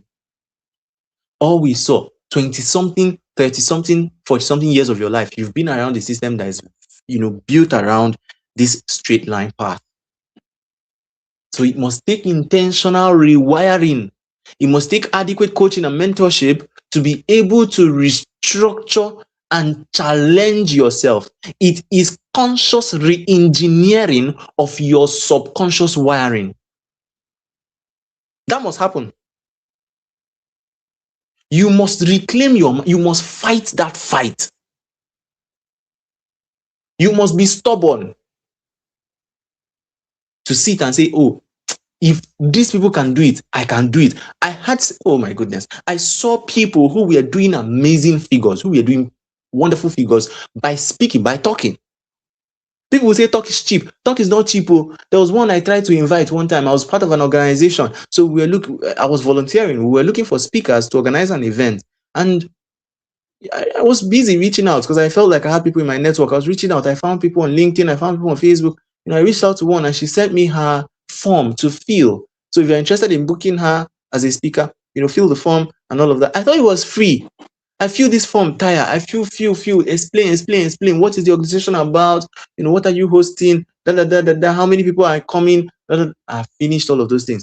Last page, booking rate. Hey, for WhatsApp. This as far back as 2020, I'll be 2021. For WhatsApp session, 50,000 for every 45 minutes. I saw that one. I saw another one. I was like, 100K for 1 hour, something like that. Sha. And then it was now fiscal event, 1 million, fiscal outing, 600K, 1 million. Say, hey, before I saw that booking part, immediately she sent me the form. I went to go and announce to my team that finally we have a speaker. We have a speaker that's agreed. She sent me a form. Immediately I got to the booking, this thing. Everywhere, the whole place, the room was kind of dizzy. My phone was as if it was not coordinating well. Like, I was not really seeing my screen well. The figures were dancing around. I was like, what have I done? What have I done to myself? So it opened my mind. My eyes opened. I was like, if this person can come and speak in WhatsApp and they are paying 40 something thousand, we are to pay for you to speak on WhatsApp. Me that used to do like 3 hours, I've done training 12 days straight on WhatsApp, no pay. free. I organize the training myself, free. So somebody will now come and speak and will pay this amount for this few minutes. Abba, now I can do it. Thank you very much. Everywhere, first blur, instantaneous blurring of vision. Ah, my goodness. Everywhere blood instantaneously. We must see this. I went to start searching speakers, highly paid, richest speakers, highly paid speakers, the most paid public speakers in the world, in Nigeria and all of that. And I was seeing figures. This assignment is for you. Go and Google richest physiotherapists in Nigeria. Go and Google richest public speaker in Nigeria. Highest paid physiotherapist in Nigeria. Highest paid public speaker in Nigeria. Highest paid coach in Nigeria. Highest paid author in Nigeria. Highest paid. Just look for all of these things. Some figures they will call, you will just be in your mind. There are figures your mind cannot comprehend. As long as you are willing to live and die a clinic and classroom physiotherapist, there are figures your mind would never comprehend. They call 1 billion. You're already telling yourself 1 billion, never in my life. I mean, it's not my goal, it's not my agenda. You know why? Because your life is still structured in a very selfish manner. You are okay if you get just enough to feed yourself, clothe yourself, house yourself, and maybe marry and born a few children and do family planning. You are okay. Because you don't have anything you are seeing beyond your small circle. When your mind begins to open and expand, and that's what I would advise, expand your mind to carry vision, to carry burdens beyond you. Have such a vision that you are seeing it in your mind. I don't just want to be wealthy. I want to be wealthy so that others through me can be wealthy. Others through me can be liberated. Others through me would have systems and structures that will feed generations. That I can build something. I want to be wealthy so I can build a hospital and hand it over to somebody. They're complaining Nigerian healthcare is this, Nigerian healthcare. You can be, private sector can dominate. You can build something and say, okay, I'm just building this, I'm donating money for this, building everything, hire the medical doctor, hire the manager, hire everybody, put them inside there. And just do non-clinical role. Just do consulting and mentoring. Be going about enjoying yourself because you have the money. That's life, man. So that's what fixed mindset does to you. You don't see opportunity, you see roadblock. Growth mindset, abundance mindset is the other type. You have to expand your mind. Know that it's possible. One of the things I'll help you is to look at people who are doing it. At least me now, I don't talk. Maybe it's just once in a while that I get that kind of gig. But at least, you don't sabi say, you now know that, at one time, Chijioke was paid 200,000 naira for less than 1 hour presentation. If he can do it, I can do it too. Some of you are smarter than me. Some of you are very, very, very much smarter. You all your this thing, you smash A everywhere. First class graduate, BGS. I did not graduate first class. I was not the BGS. So some of you are way academically smarter in terms of book. All the book that you read, what are you not doing with it? By my 4th year in school, I was already coaching first class graduates. I was coaching master students. I was mentoring master students. I was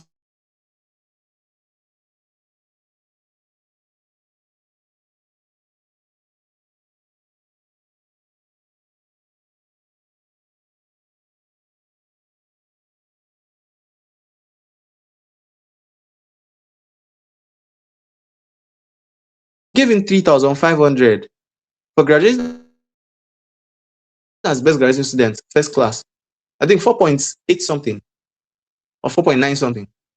They gave him 3,500. Yeah, I can remember.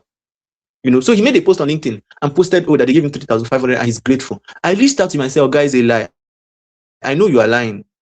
Be honest with me. Are you happy? Do you feel happy that they gave you 3,500? He said, truth be told, that he has been feeling very low and unrewarded and down ever since that valedictory, what's it called? Yeah, induction. is it induction or valedictory? I can't remember what they call them. Okay.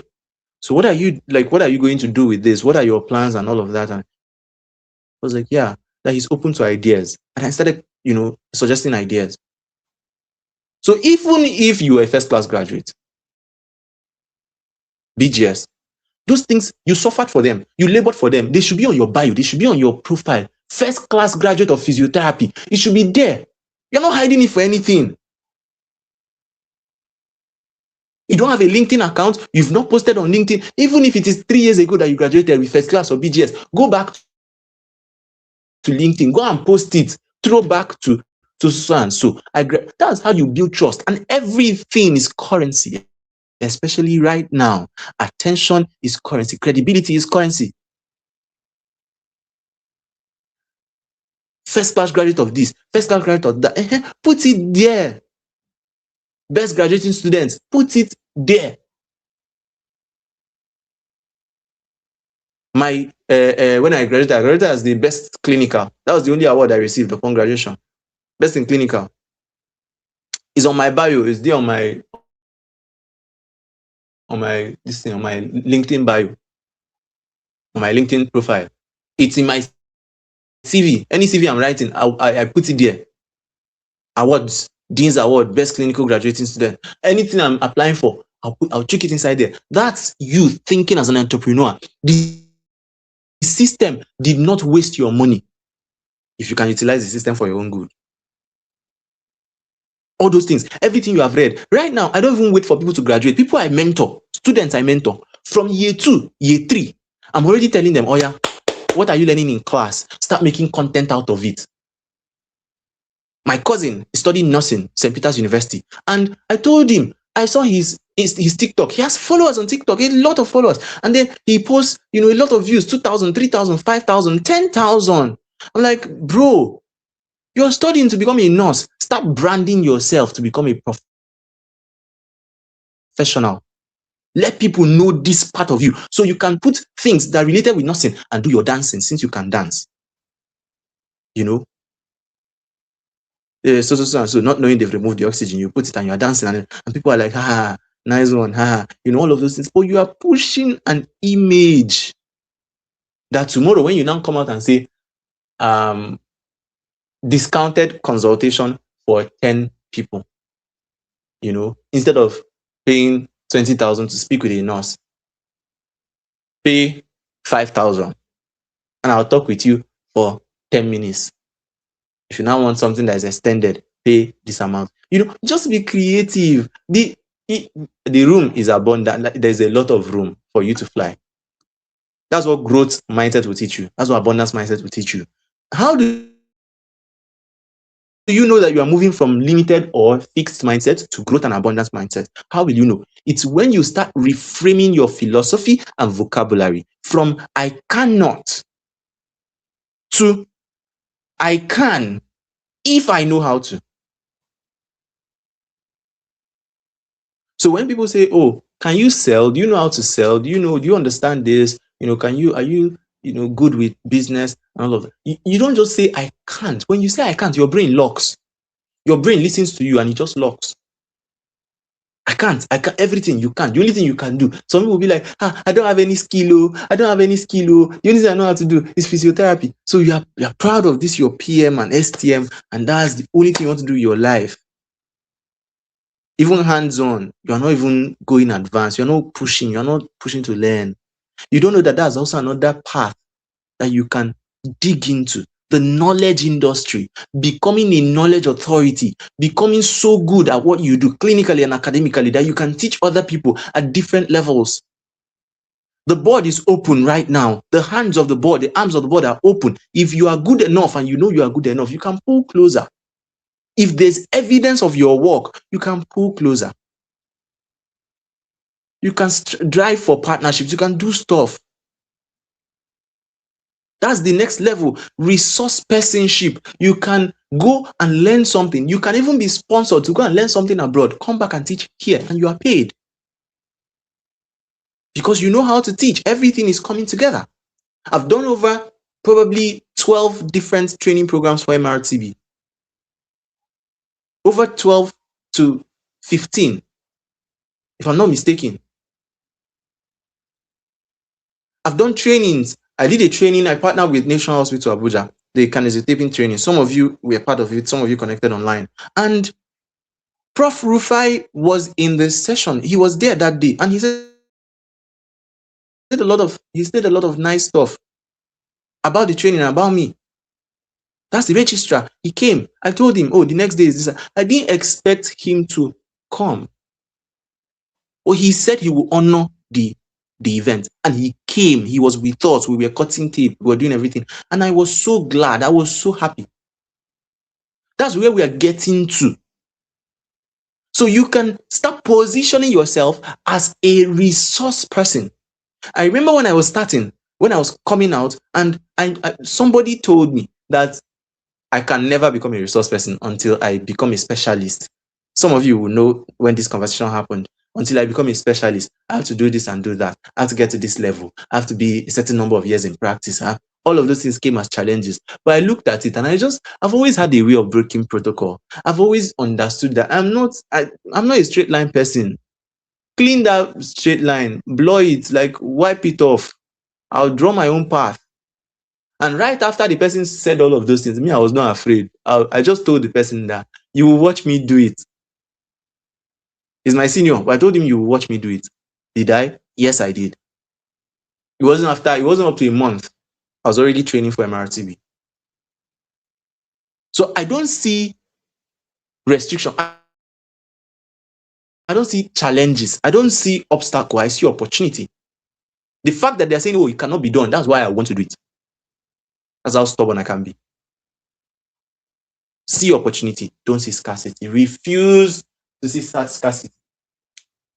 Refuse. So, I hope you are still following me. I hope you are still following me. Yes, he did. Somebody said 3.5. He posted 3.5 on LinkedIn. People were congratulating him and giving him advice. Don't worry. That's how it starts. That's how, it's not a payment. It is a seed into your greatness. I say, motivation is on.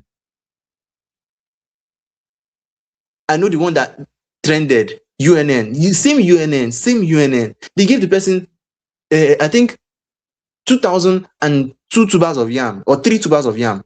In fact, that 2005, I think it's 2.5, 2 BGS shared it. 2 best graduation students, they shared the 2005.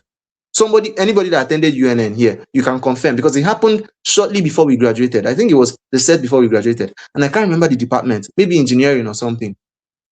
They gave best graduation students 2 tubers of yam, 2 tubers of yam, and 2.5. For all your stress, everything that you've compounded, and then you will now come out and you will be shy to sell yourself. You're waiting for a job.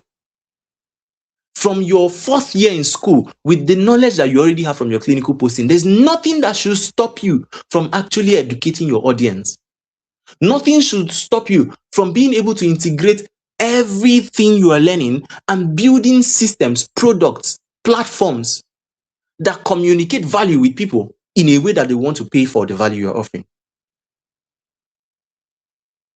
Okay? So remember, I mentioned autonomy as the freedom to choose, freedom to remain, freedom to exit. If you are working at any place that you cannot decide to leave tomorrow, you don't have autonomy. It gets so, see, the way I practice, the way I think about life, you see, I've gone to certain places, and before I even start, I'm asking myself, if I want to quit this job tomorrow, what's going to be the plan? Like, what do I have to do? What's going to be the procedure to quit this job? I've been to a place and they say, oh, before you quit, you quit, or you whatever, you have to pay 3 months salary in advance, something like that. It sounded like that. I was like, okay, no wahala. If I'm going to work in this kind of place, as I'm entering, I'm already saving that salary. I'm already saving that 3 months, so that if I want to run away ASAP, like in 2 weeks, I'll just come, tender my resignation, pay the amounts that they want to pay, and go. That is your autonomy. You cannot live your life at the expense, at the mercy of a system. You get into an organization, a company, and then they give you car, give you loan, and all of those things, right? And because you've never really expected that kind of benefit in your life, but at the end of the day, it's not a worthy trade-off. They know what they are doing. It's not really balancing well with the effort and everything you're putting in a toxic environment. And because you know that, oh, if you say you are going, they will take the car from you, they will take the housing from you, they will take. See, I currently have a case like this. And this young man has been in all sorts of emotional turmoil. He was the one I was mentioning, talking about the other time, all sorts of mental. Recently, he was asking me if I can help him find a therapist. That's how bad it is. These things can ruin you. I have seen it bring people down. I have seen my brothers, my own blood brothers, break down because of job, because of work. I watched them. I lived with them. They come back, they are tired, they are frustrated, they are angry. It's not just working. Next thing, you develop one issue or the other. Your blood pressure is now dancing, doing fluttering up and down. That he had to take extra effort and grace to be able to sustain your health. This is where many people are. That's why you see, and the system is not even wired to protect you. I've had nurses that I managed, failed back syndrome, both of them. One was when she was catching baby, a midwife. The other one was when she was transferring a patient, slipped disc, from there to theater. Next thing, first surgery did not work, second surgery. The other one had 3 surgeries. At the end of the day, it wasn't working. She started leaking CSF fluid. She wasn't working, she wasn't able to work. It took months of physio for her to be able to work. At that time, hazard allowance was 5,000 naira. And the hospital she was working refused to support her. Oh, dude, don't worry, we will refund. We will refund. We're applying, apply, we will refund, apply. Nothing.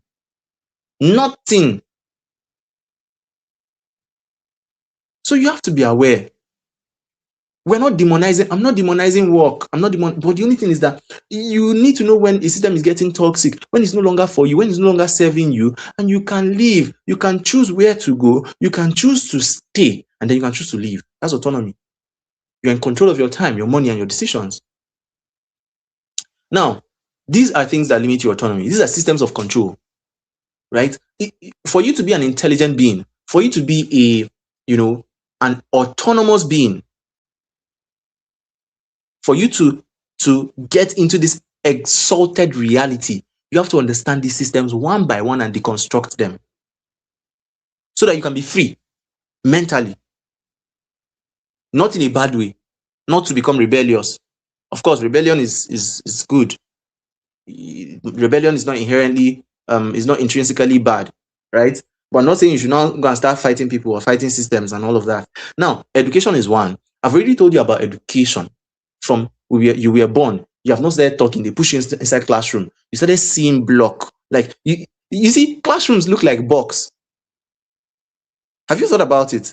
Classrooms look like box. Most of our classrooms are wired. They are barricaded, and there's only one door and a few windows. So everywhere is just blocked, and then there's one person standing in front of you like the boss, and then teaching you because they have power over you and all of that. And then at the end of the day, you now realize that when you go beyond that level, you now realize that this person has been in this stage for so long a time, and they're not even growing. Is this what the system has for me? Go back and check on your lecturers. Some of them have not moved beyond the point. They're just acquiring new degrees. One new degree after another new degree, another new degree. But then they are tired. Even the life gone, they are tired. So education is a construct on its own. You have to understand the difference between formal structured education and self-education and know what you need per time. If you're going to do formal education, know why you need to do it. It's not everybody that should do DPT. It's not everybody that should do master's, PhD. It's not everybody that should get an additional degree. Some of you may want to do MBA and leave DPT because you have a plan to get into something else, maybe consulting. Some of you will have to go and do ICANN and leave DPT. What's the point? What are we even rushing after? What are we chasing? So education. Education is not just about classroom, about what we are doing, all this physio, whatever, whatever. There's self-education on wealth, self-education on finance, self-education on everything, relationship, family, everything. Education is there. Now, again, it must not be in the same kind of structure that we think, right? And it must not box us in. Education that does not empower you is useless. You have to think out of that code. That I have to go to school, education is not to make me rich, education is not to make me this. The purpose of education is to open me up, to open my eyes, to open me to network. That's rubbish. Let me break it down for you. If you are looking for something to open your eyes, go to social events, go to gatherings, go to any event, take online course. Your eyes will open. Even this session that we are doing, it has opened your eyes for many people here, maybe more than your entire education degree. Maybe this is the first time you're hearing this kind of thing. 2, if you're looking for network to expand, to meet people, let me tell you the truth. Gather all the money that you use for your education, go for some of these programs that are happening in Abuja, Lagos, Port Harcourt, some of these high-end programs with big people. Tony Elumelu is coming to speak. 50,000. Carry that 50,000 that was meant to be your school fees. Register. I'm not saying you should go and, hey, please, I'm just creating hypothetical situations in your head. Now, if you register for that kind of program and you enter that room, you are entering rooms of people who can afford to pay 50,000 for a program. There are people I've connected with because I saw a program, how much? 50,000 I pay. And I enter that room. And I enter the room and I'm sitting with that 50,000 may be painful for me to come out. Imagine you are collecting 50,000 from your physio salary and you're going for an event. But I know it's a worthy investment. And next, this person is like, you're a physiotherapist. Do you do health talks? I'm running a show. Do you want to? That's how it happens. So if you're looking for network, what can you not get outside of the system apart from a piece of paper, apart from degree, printed on paper?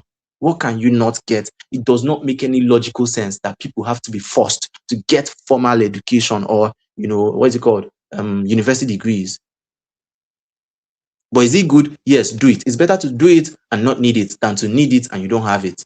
So fine. But you have to be able to think beyond that. Some people right here, right now, are thinking, I need to do a DPT, I need to do a master's. I'm already feeling behind in life. I'm not behind anything, no. The only thing that you are behind is your bank balance. That's the only thing that will determine whether you are really behind. You can't be doing DPT, you are broke. You are doing MSc, PhD. You don't have money. You're not spending additional money to go and get additional degree. For what? Why? So now, the next thing is what? Is paid employment. This is also another thing, right? These things are, it's just like a gun. A gun in the hands of a soldier is to protect the people. A gun in the hands of a criminal will kill the people that they are meant to be protected. So paid employment is a two-edged sword. It's good to start with and to learn the system. So your understanding of paid employment is not necessarily to go and earn salary. It should be to go and learn the ropes, to go and learn how systems are run and managed, to learn and understand people, learn teamwork, team flow, organizational structure, so that when you start your own stuff, you know how to manage it. There are things I have learned from people I worked with or worked for that I felt like I should be the one paying them. I should be the one paying them. How they negotiate, how they, connect with people, how they do this, how they do conflict management, how they relate with their staff and all of that. There are people I have worked with, and to be very sincere, even if they're not paying me a dime, I'll still choose to work with them. Why? There was something they knew about people and relationship. They know how to talk with their staff. They don't talk down. They don't condescend to their staff. They don't insult them. They don't make them feel less of themselves. So these are some of the things that you are looking and you're observing and you're like, okay, this is why this person has such kind of following, such kind of loyalty. It's something that you are learning, because when you build your own system, you will need to replicate that culture there. Paid employment is not by force. It's a construct that can limit your autonomy. It's not everybody that should do paid employment. It's not everybody that should do it the same way. I currently work part-time and I work twice a week. I work twice a week and I work half day. And I'm just okay like that. For many reasons, I'm okay like that. Let me use my extra time to do extra things that will fetch me money. Instead of locking myself every day, you are in transport. The sun is hot, it's raining, you are in transport, you are speaking plenty grammar, trying to defend yourself, why you came late, why you did this every single day. Are you thinking about the effect on your body system? A recent research, which is not so recent, it has been done over and over and over. It's just that sometimes these research people, they will just bring one old thing and bring it up again, and it will not be as if it's a new discovery. Stress is one of the highest hired assassins that's killing people today. Work-related stress. When I was in school, I used to see people do project on work-related stress, analyzing studies and all of that. I've seen people do a lot of those studies. I've seen them in the library, and they'll just do it and pack it there. Sometimes I'll open those books, when we're doing project, I'll open some of those things and I'm flipping through, and I'm like, wow, I'm seeing things that make me just shake my head. People are dying because of work-related stress. People are slumping and dying. Doctors are dying almost every week. There's a doctor slumping in Nigeria almost every week, but media will always find a way to give you nonsense. If it's not Very Dark Man that is fighting Doris Ogala, or one pastor is doing one thing, it's another. We are so distracted. We're not reading in between the lines. We're not seeing the handwriting on the wall. So it's not a must that you must be stuck in a system that is not favoring you. The only time you can see this as an option is when you actually have an option. When you know that there's something I can do for myself that will be able to earn me some kind of leverage or freedom, that's when you see it as an option. You don't have to do a regular form of employment. You can set up something on your own that will be running and feeding you, clothing you, whatever. Now, culture and religion is another thing. Culture and religion is another thing. So, this one is usually because I'm still talking about the basics, right? If we're talking about physiotherapy, I won't bring culture and religion here, or government and family. But it's something that you have to be aware of. You have to be aware of, because these things, they can harm your mind. Christian or Muslim, all of us together, these things can be very harmful. If you are not careful, if you put religion ahead of humanity, you put religion ahead of common sense, it can wreck you. Somebody just say, you don't really need to have money. If you are wealthy, you commit sin. If you are, it's only you can do the true test of faith is when you are poor. Rubbish. At the end of the day, they end up compromising because they are too broke to actually have options. So religion, you must be able to deconstruct religion as well. Bring the text, bring everything, post-text, pre-text, context, bring everything together and look at it holistically and give your honest take on that. It's not a must that you even share those views, but you must be sincere to yourself, sincere with yourself. Culture, this is how we have been doing it. Tradition, this is how we have been doing it. My family, we are like this, and it's not helping you. What's the point? These are systems that are wired to put so much control on you. The government, you see how they are making policies now. Just each time these policies come out, just ask yourself, how does this affect me? Like, what's the end game? How does it affect me? Right? You ask yourself, how would this affect me? They just wake up and make one policy. You have no say. It should be obvious to you that this is a race against your life. You don't have any say. You don't have any, they don't give you that, golden scepter. So you should be, aware of these things. A change is urgent because dependence is dangerous. You can't depend on these systems that will keep controlling you. When another person has a say over your life, over your time, over your common sense, over your intellect, that you can't even question anything. Anything that doesn't allow you to ask questions is a cult. If your work does not allow you to walk up to your employer and say, sir, the way you talk to me, I did not like it. Or, sir, I think we are doing so much work and we are getting little pay. I think we should consider so and so. Or this is the value we can offer extra in order to increase our pay. I think there's a need for a common point. Maybe we'll have another session for that, but there's a need for a common point where employers will come together with employees and we'll look at things and, okay, how can we help ourselves? Can we introduce commission? Can we introduce this? How can we soften the ground for each other? It's meant to be collaboration. We cannot be saying, oh, doctors are fighting physiotherapists, this one, this one. Meanwhile, physiotherapists are still bullying physiotherapists in the name of employment. It's not proper. Or physiotherapists are cheating physiotherapists in the name of employment. You're working in a place, you're not putting in your best because you just know bare minimum pay, bare minimum work. Now, dependence is dangerous. There's so much at stake.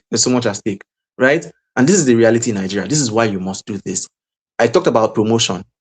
The scandal. You see, if we open promotion scandal, everywhere will burn down. You know, the older generation, they're not on TikTok, they're not on Facebook, and they're the ones who are feeling the heat now. We have not gotten to that point yet. Most of us here are still young. We have not gotten to the point where we'll be fighting for promotion and writing promotion exam, and they'll be telling you to bring bribe. So when you open that kind of worms, they will finally see that, oh, somebody knows about this, and they'll start talking. People are bribing for job. They say ordinary internship, people are paying 250K, 300 and something thousand for internship. At the end of the day, when will you save and get back the money that you paid for the internship? At the end of everything, you know, job slot, 2 point something million. And you work and you are paying debt for like 4 years to repay money that you borrowed to bribe your way into a job. Makes absolute no sense. Because at the end of the year, how much most of us here, how much is in our account? 6 accounts, nothing. Okay, unemployed graduates, this is the reality. Poor retirees, salary and inflation. See what's going on. Profit potentiation, we've done it now, but see what's going on. Every day I'm passing secretariat. When I used to work at, where was that? Every day I'll be passing this secretariat, Abuja. I'll see old women. My son, please help a retiree. Please help a senior citizen. Please help a retiree. I'm like, hey, I'm not the one that retired you. Even myself, I'm looking for who will help me at this point. But like, is it not scary that you gave your entire life to a system and you still reduced yourself to a beggar because you did not have option?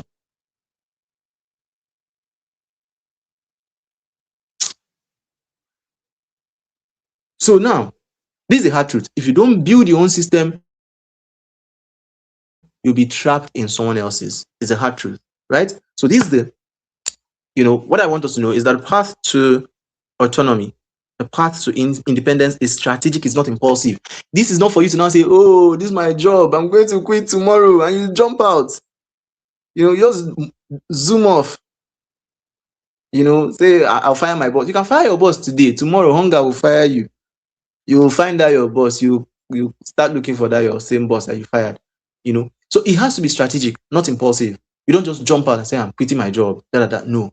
You have to start planning. The day you are stepping into an organization, now that maybe you didn't know before, now you know. The day you are stepping your foot into an organization, that day you are planning your exit. You are planning your transition. I started planning career transition right from about my 3rd, 4th year in school. If physiotherapy doesn't work, what's my other option? By my final year, shocking story. By my final year, I wanted to quit physiotherapy. I've not mentioned this anywhere before, not even to any of my family members. I've not said it in any public forum before. But by my final year, I was tired. After the lockdown, I went home, I hosted classes, I taught people what I knew. Omotala, you will remember me then. You will remember my energy then. I was hosting classes back to back, personal development, e-learning, networking, personal branding. And he was giving me money. Like, I'll host one class, first time I did, I was like 50, 25K, 50K, 100K, 120, 140, 100, 70 something K, 60, consistently back to back. Like, for every class I host, I know I must get nothing less than 100K if I put energy in publicity. Now, at the point that my dad was like, every time I'm talking, are they paying me for that? I told him, yeah, this current class I'm hosting, they're paying me. Say, how much so far? I said 60K. And people are still registering. Say, 60K? Say, that the other one I did, how much? Say 100 and something. Say 100 and something. How? Like, so this thing I'm talking now is producing results. That's why when they started respecting me. Before, it's always, my mom would always be like, TJ, every time you are talking, nothing is coming out of it. nwa teacher. Don't be like us. So every time you are talking. But once I started getting small results, my dad will now, then I was doing it in the village. We moved from the city to the village. So my dad will now, anybody that wants to enter my room, the whole room, very big room, anybody that wants to enter there, my dad will stop the person. Shh, on a lecture. Don't go there. He's doing lecture. Why? Because he had seen results. Now, at that point, I started getting tired of school. I started getting discouraged. Like, what's the point? What's the point? If I can do this and get better, maybe I just need to invest in myself more. I just need to build more systems, register my company, do this and do this, upgrade, and then that's how I'll now become a millionaire. But then I was in a fix. Should I? What if I lose this tease, this vibe, this energy? What if I lose it when I go back to school? And it happened, though. I won't lie, it happened when I went back to school. Everything just died. Everybody even went back to school. My clients too went back to school. You're not telling somebody, this class is 5K. Say, I don't have money. I've used my money for project. Say, what kind of thing is this? I was praying for strikes sometimes. So some of the strikes that happened then, I was the one that prayed for them. Don't persecute me. So now, those things were happening, and I was telling myself, okay, if physiotherapy doesn't work, what's the alternative? If they say, oh, nobody's employing, no, I've never been in a rush to get employed. I've turned down many job opportunities. Oh, do you want to work with this? Okay, let me see what they have to offer. And no. Do you want to work with this person? I send you, I look at what they are offering, and no. One person I was recommended to, I said, oh God, sir, please, can I know what the pay is? Sent me very big description and now told me I should come to the place for interview the next day. Just like that. I said, sir, that was the same day I had this offer for 200K. This pharmaceutical company called me, And I told him, I have a speaking engagement in the afternoon by 2 p.m. So if I come there by 11, I may not be able to synergize. I may not be able to finalize everything I'm doing before 2 and be in a right frame of mind to deliver the training, But I want to know, please, what's the salary range for this role? Say that he does not discuss salary if he does not see the candidate he is interviewing. He does not discuss, it is outside of his principle to discuss salary if he does not see the person and interact with them and see their CV. I should bring my CV, hard copy to you. I should go and spend money to print the hard copy. And then I'll now come and now start telling me, Jara, okay. So I said, no problems. I started typing a message that, I told him I would have a session. Yeah, I told him. And I started typing a message.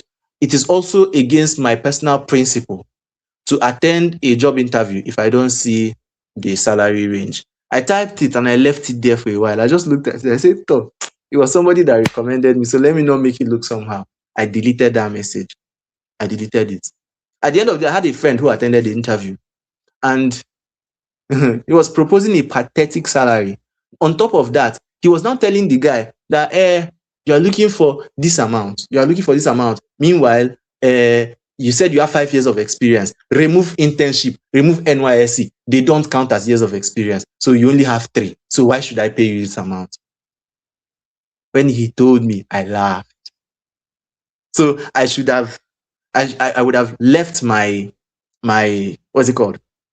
I would have left my speaking engagements that they will pay me in 6 figures to come and attend interview that your 1 month pay that you are proposing is less than what they want to pay me for less than an hour, simply because I'm looking for a job. That's how pathetic it is, right? So all of these things happening, I told myself, what's my plan B? So I start planning. When I enter any organization, I'm trying to find out, is it a place I want to stay? If not, what's my plan B? How am I planning my exit? Right? As you are entering, you're planning exit. But at the same time, you're also planning, if this is a worthy ground, if this is a fertile ground, how can I put in my best here to multiply what they have so that they wouldn't want to let me go? It will be hard for me. If you know anywhere I've worked, it will be very hard for me to work in any place for more than a week. If I stay there for more than a week, there's no how, no Jupiter, nothing will make them not want me to stay there. Not it's I can say it's impossible. It's not pride. It's just impossible. It's impossible. When I did my youth service, at a point, everybody next anybody you see will carry kinesio tape, fine kinesio tape, and be walking around. It was mine. I bought it myself then, so I was using my own. I was doing it for free. Now that's value. So people will go to their offices with kinesio tape and, they are showing their colleagues. They were in pain before. Now they've gone to physio and they've come back. What's this thing on your neck? What's this on your leg? This is so fine. This is so nice. I want my own. I want my next thing. Almost all of them in their offices will be coming and they will not carry kinesio tape and be walking around. So later on, when I greet people, I find out that they know me. Oh, are you not Chijioke? Chijioke, oh yes, I've heard a lot about you. You are the physio that brought innovation. That's what one of the most senior in command told me one time. You are the physio that brought innovation. That's the way you should think as an employee. Now, let's look at the next one. So now you are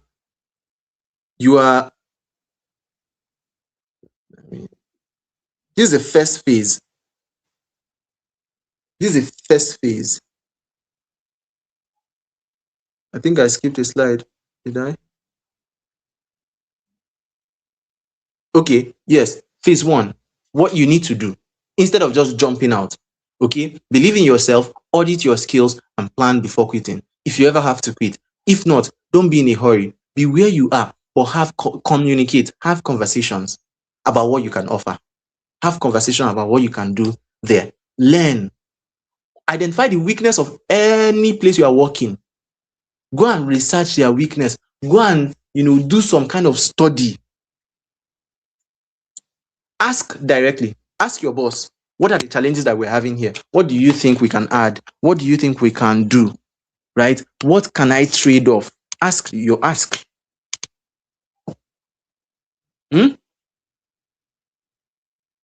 And then audit and plan. Now, build your venture. Solve problems, validate ideas, learn sales and finance. I have a teaching session on financial intelligence. I'll share it. I'll share with us in the group. Go, please remind me.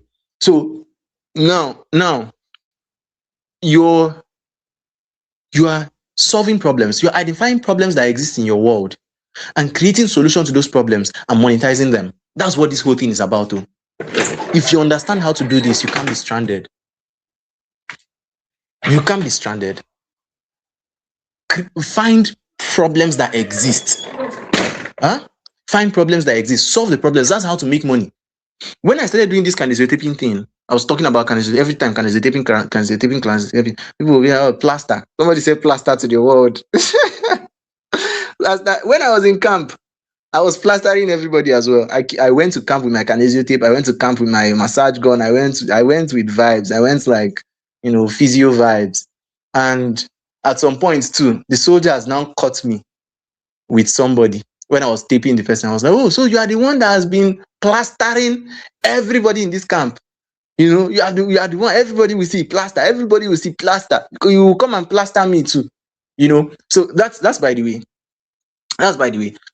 Solve problems. I started doing the kinesiotaping thing, and I realized that many physios were not interested in kinesiotaping. When I learned the kinesiotaping, I was in school. I was a student. They gave us student discount to learn kinesiotaping. 10,000 naira was what I paid. The entire conference, I think total of what I paid for the entire conference was 18,000, right? Physios paid 30K. They say students can pay 10,000. I paid 10,000 to learn kinesiotaping. And then by the time we finished that training, I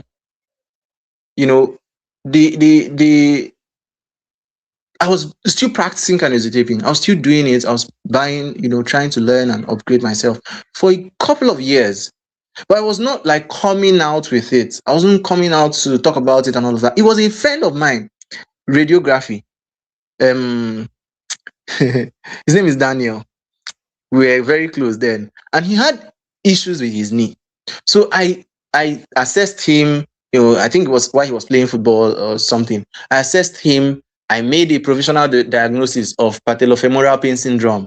I didn't know much then, but to the best of my knowledge, that was what I could do. I treated him, then I did taping for him, right? And he got good results. And he was like, no, no, no, no, no, CJ, you can't be silent about these things. You have to be talking about it. Post it. He snapped it by himself. He snapped his knee, give me to post it. And that's how his words, his exact words, that's how stars do. I should post it. And I posted though. And people found it interesting and nice. So later on, when I now started talking about kinesiotaping, many people were not interested. What did I now do? I organized a free training. I created the demand. I sell kinesio tapes. I sell the best brand of tapes you can even get around. Now, people were not so interested because they didn't know how to use it. So I created the problem by myself. I created the demand by myself.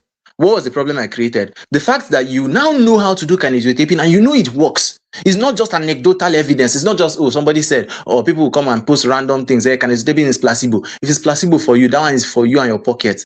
I have done this hundreds of times at no cost, and I've seen it work. And I didn't tell the patient it will work. Say anything. I didn't tell them anything. It's part of what we were even taught. Now, I created that demand. I taught people. And by the time I taught them, some of them will buy tape to practice. Now me, the money they enter now. And my account is my account. So they will buy to practice. And then when it finishes, they will now buy because they've seen that it also works. They will come and buy more. And my patient needs 3. This my patient needs 4. This my patient needs this one. I will just be supplying tapes. At some point, almost every day. Ping, 5K. What is 5K? 11K.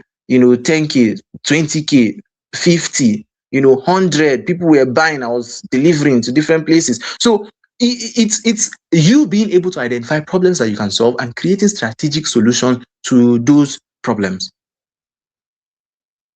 Okay, so get the idea, test it. Some things I do, some classes I host, I'll do the first part free.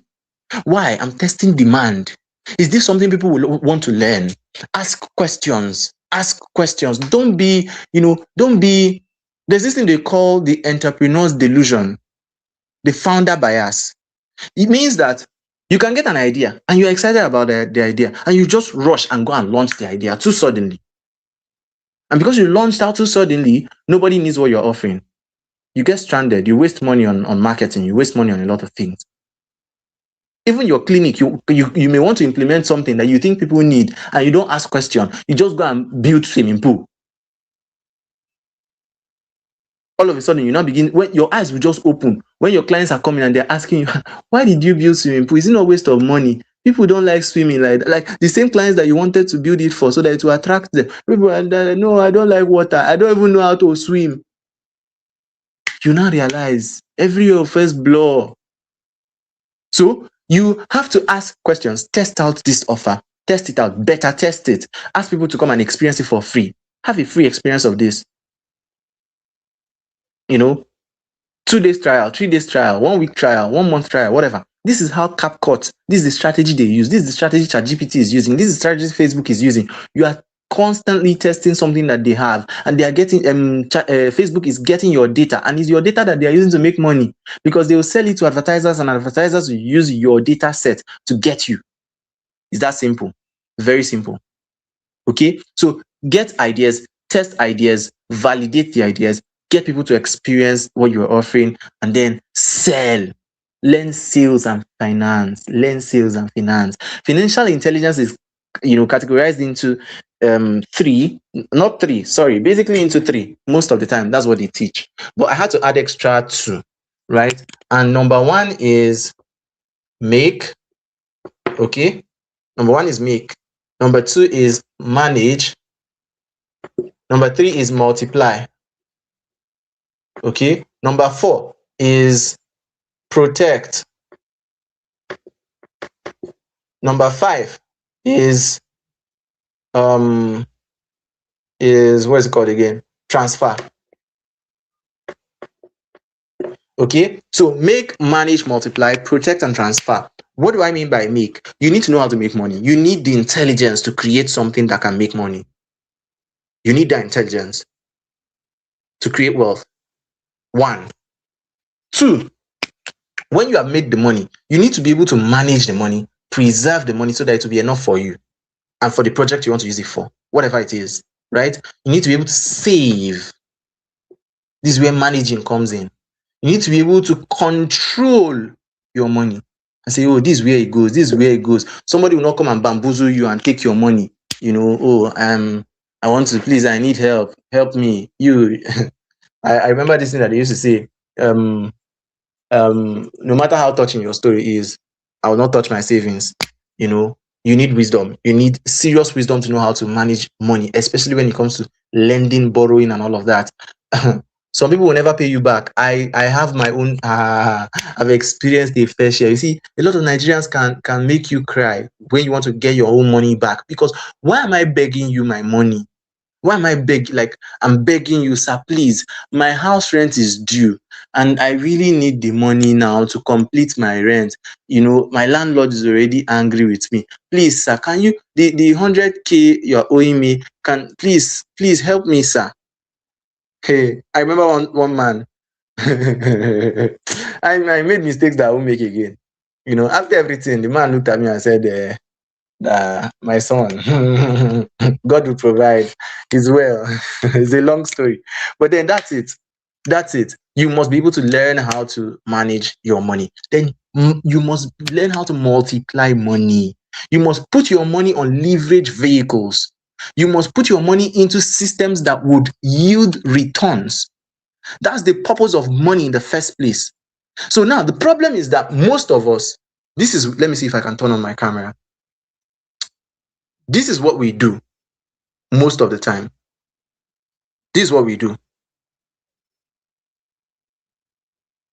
Here's my camera. Okay. So this is what we do.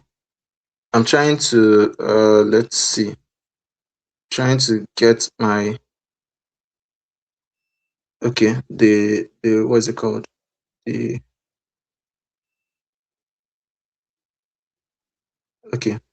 So let me open this very well. Good. So now,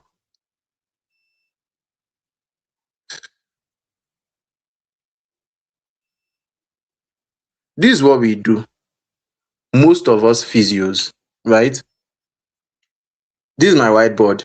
Let me see if I can make it. I don't want to make it landscape so that it doesn't disrupt what I'm already doing. But I hope you can see this, right? This is what we do. Most physios just stop with this, and it's a salary level. Okay, so you make money comes at salary level, and then what do? You just jump and spend. Meanwhile, this is what you are doing here is sweat money. Sweat money is not for spending. You are doing physio, you are doing PP, you are sweating, you are doing all of those things. You should be thinking of how to move from here to multiplying that money so that you can now use the proceeds of the multiplication to do other things and even reinvest in multiplication vehicles. So you make money through PP, through salary, through whatever. You should be able to move this money in a way. Okay, let me manage it. Let me divide into my immediate needs, right? Immediate needs, emergency fund, right? And then I'll now put out something for multiplication. I say, okay, what do I do that makes money? Now, the initial multiplication vehicle can be, let's say, buying and selling, which is more predictable, right? Then there's another one that you can now use for, let's say, investing in stocks and bonds, investing in mutual funds, investing in, in anything, cryptocurrency, whatever you're investing in real estate, whatever. You are building that, you are packing and saving it for a vehicle that would, take a longer term. So there's a short term, there's long term, right? So this is one of the reasons why you see these people that own shops, stores, that own all of these things that they sell and buy and sell. They make a lot of money. You will not know. People that cook, food business is number one in Nigeria. So people that cook food, they buy the food stuff, they process it, and then they sell food to people and they come and eat. Now, because they are constantly buying, constantly selling, there's no way they can ever lack money. I asked one woman in school, okay,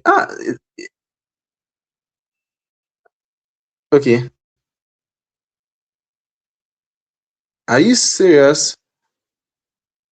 The link is showing restricted for some people. I hope they were able to join. Good, please help me confirm. I just saw that. I just saw that. And I just saw your comment now. I just saw your comment now. Oh my goodness. I just saw your comment now. So like I was saying, the woman was telling me that I came and I asked her, how much do you make from this food business? And then she told me that, why am I asking? That do I want to kidnap her? I said, no. I mean, I've been eating here. I'm your loyal customer and all of that. And I was like, I just want to know, because I talk with my lecturers and some of them earn maybe 150, 200K and that. And then she laughed, very loud laughter, very loud and stretched out laughter, and was like, that before they will pay that their salary, that she has made that money 3 to 4 times. 3 to 4 times. This was back then in school, third year or so. 3 to 4 times, and removed her isiego, removed her capital. She has made the money 3 to 4 times and removed her capital. Like shivers went down my spine. My body was cold. I took time to process the information. Like, I'm telling you that my own able, powerful lecturers are earning an amount. You do not even respect me. You don't say one or two. You now say 3 to 4 times minus your capital. I'm like, no, something is wrong somewhere. Something is wrong somewhere. Okay, so now the next level of that is protection. Protect, preserve, secure, because you can finish making money, and at the end of the money making, all the money that you are making, somebody will come and carry that money. Somebody will come and carry the money because you did not protect yourself well. Okay, so you must be able to, you must be able to protect your finance, protect your fund. I hope this is not turning your neck. Oh. Okay, good. So now they must be able to what's it called? You must be able to protect your finances, protect whatever you have, to avoid canker worms from eating them. Protect your passwords, protect everything. Then transfer. This is not about transferring money to one babe. Oh. It's not about transferring money to one lady that is waiting for you to, to get your salary so that you now pay her bills. That's not what I mean here. Oh. Transfer is transferring wealth to the next generation. Okay? This is the ultimate. This is the ultimate. What vehicles are you putting in place? What systems are you putting in place? See, this is not just about money. This is not just about money. Right? There are systems and vehicles that are, created to be of blessing to people. Take Neuro Rehab, for example. Do you know how many people the platform has inspired? That's the system of wealth transfer, that you are able to build something meaningful that people can look at and they think, it inspires them. It blesses them. Now, that's it. Let's just go to the next. Let's go to the next slide.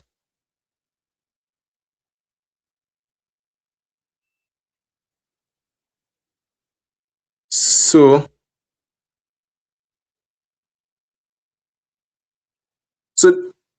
we're approaching the tail end. Okay. So you need resilience, you need to be able to delegate, and you need community. Yeah. So now, which other thing? Sustaining your journey, resilience, delegation, strong community. The ultimate vision is purpose, freedom, legacy, and overflow. And the end goal is to make money, manage money, look good, and feel good. This particular phrase came from a a senior friend of mine that I hosted one time. She's from Trinidad and Tobago. She's a coach, Alana Alain. So I did a program I think 4 or 5 years ago. I hosted her on my show, and she spoke. And when we got to this point, we sang a song: "Make money, manage money, look good, feel good. Make money, manage money, look good, feel good." So I can't forget that phrase, and I had to put it here. Now, all of these things we've discussed, right? I'm just going to summarily tell you what the opportunities are for you. Okay, I'm going to summarily tell you how much opportunities you have in physiotherapy. Okay, there are many things I'll share with you. Now, I've said some of them. Number one, the knowledge space, education, coaching, mentorship, counseling, the knowledge space, consulting, digital consulting. You can open your own consulting firm, and your business location is WhatsApp. I'm telling you what I've done. These things are not so difficult the way you think. Consulting,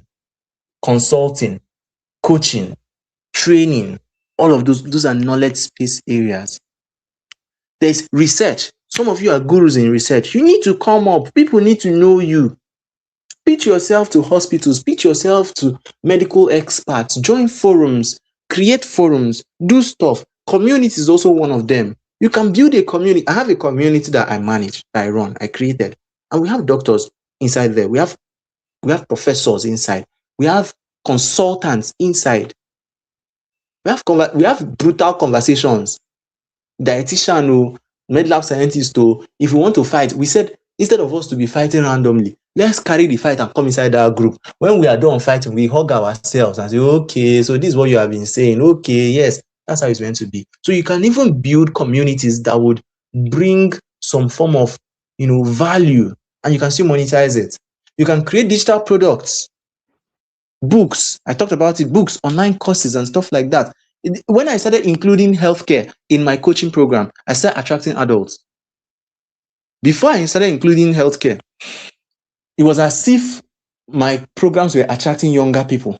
Immediately I started talking about, health, stress management and all of that. Mothers started joining my group.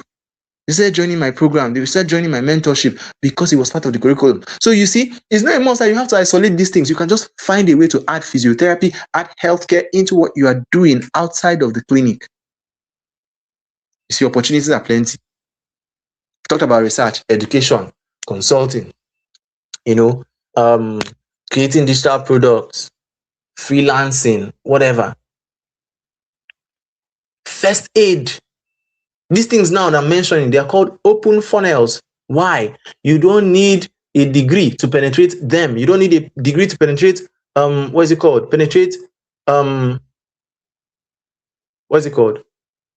First aid. You don't need a degree to penetrate public health.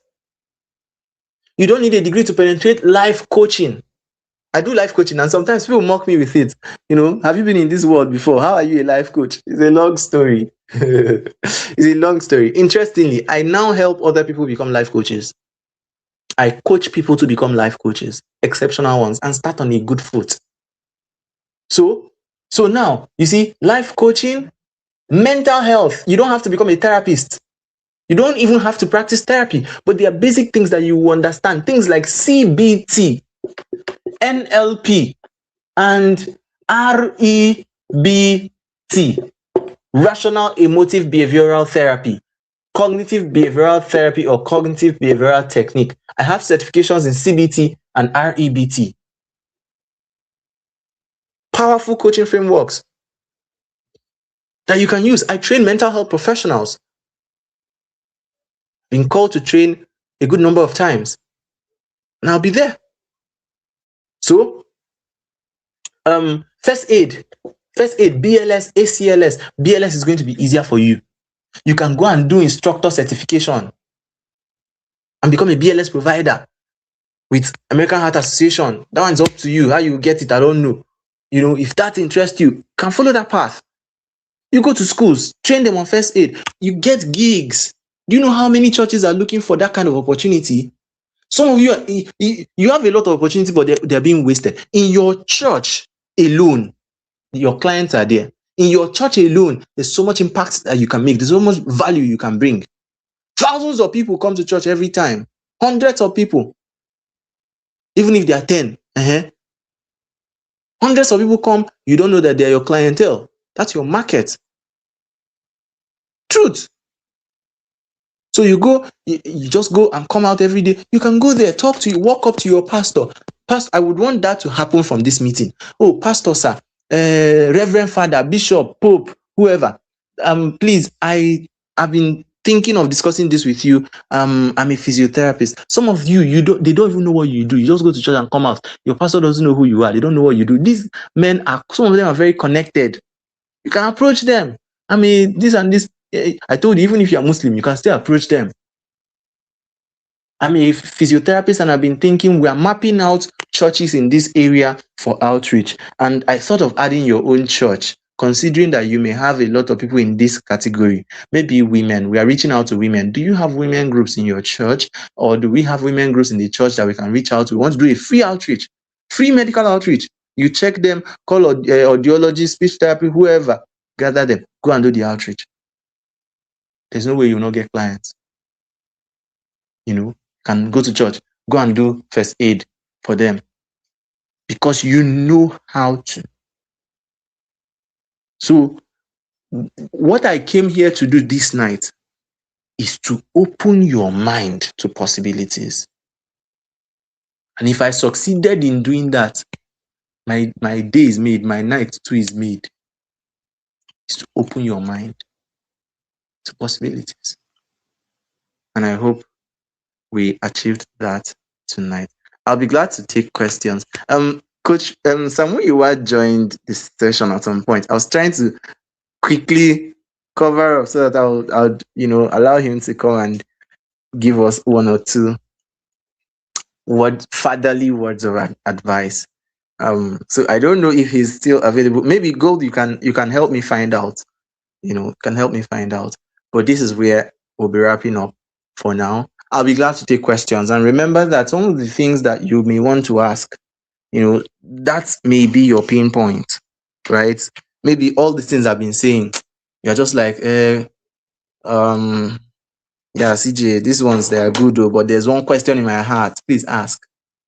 Please ask. I am available to answer questions now. I'm available to answer questions now. If you're coming to an idea, we'll do the regular thing. You understand? We'll do the regular thing. We'll just a little bit of billing.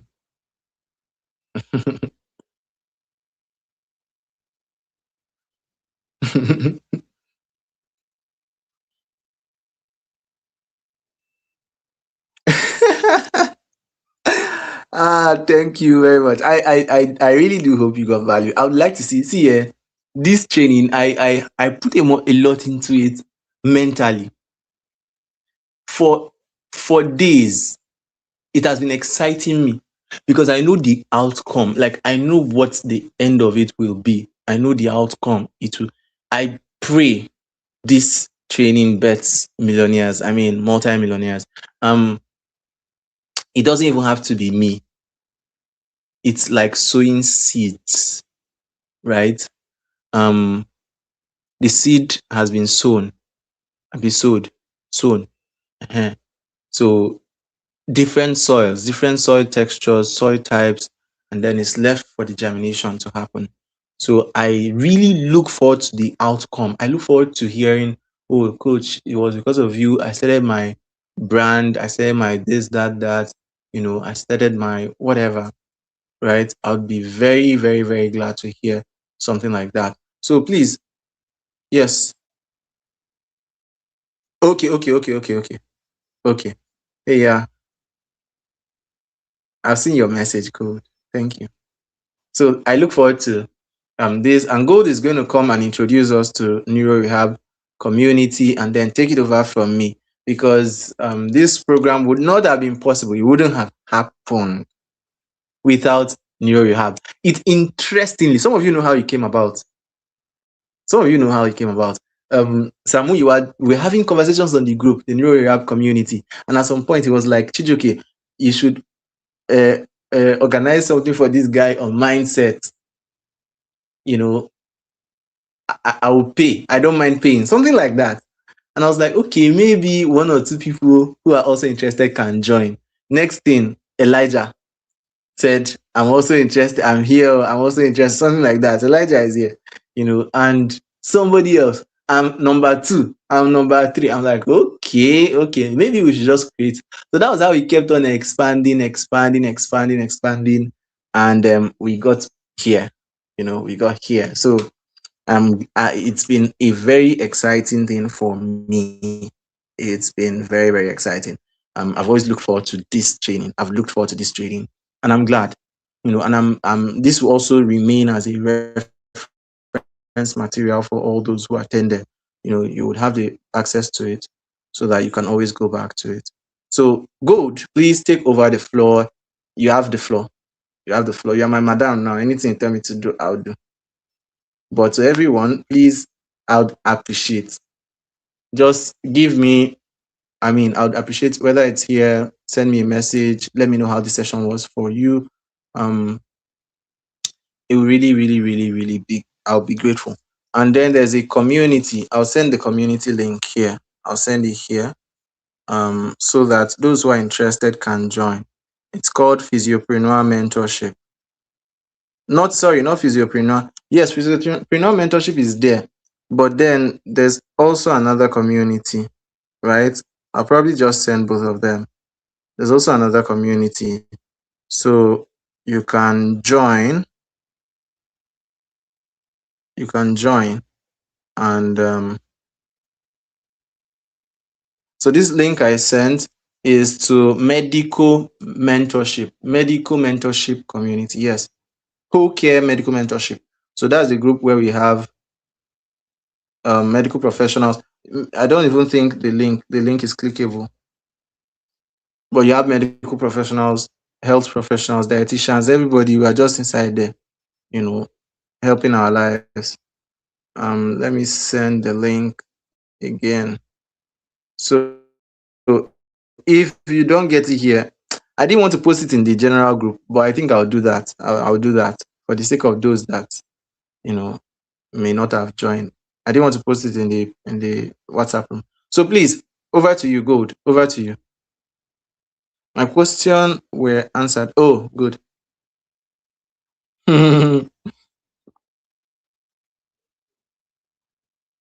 Okay, good. Sorry. I didn't know that I've not brought you up on stage. Sorry. Please go ahead. Good evening, Petit Okay. Thank you very much for this session. In fact, it has been really insightful. I'm very sure everyone who attended would have taken a whole lot because it was a whole lot and we learned a lot. So, about Neuro Rehab Academia. So, Neuro Rehab Academia is an online community of physiotherapists, student physiotherapists. So, it's a platform where we network. So we see senior physiotherapists, mentors of young physiotherapists. Everyone comes together. We share. We have discussions on various clinical discussions, and then we try to push the physiotherapy profession by encouraging students, encouraging how we like encouraging brilliant minds, from various schools. That's the awarding sessions. We give out awards to best graduating students, distinction students across various universities that offer physiotherapy. And we also coordinate the physiotherapy day of service yearly that occurs around October. And I'm sure we must have all seen it over the years. So we've moved from having it across 5 states to 17 to 19. So we can see that it keeps progressing yearly. by the grace of God. And um, it wouldn't have been possible if we didn't have you all on the platform. From the 1K, 5K donations, 10K and above, we've seen lives being impacted across the various states in Nigeria. So it's aside the community outreaches, the impacts we make across states, we also have it as a platform to interact. So if you are a physiotherapy student in your school and you would love to be a part of New Rehab, you can send me a DM. If you're on the group, you can send me a DM. So it's lovely having you all attend this event. And thank you once again, PT Chijioke, for the insightful session. Thank you.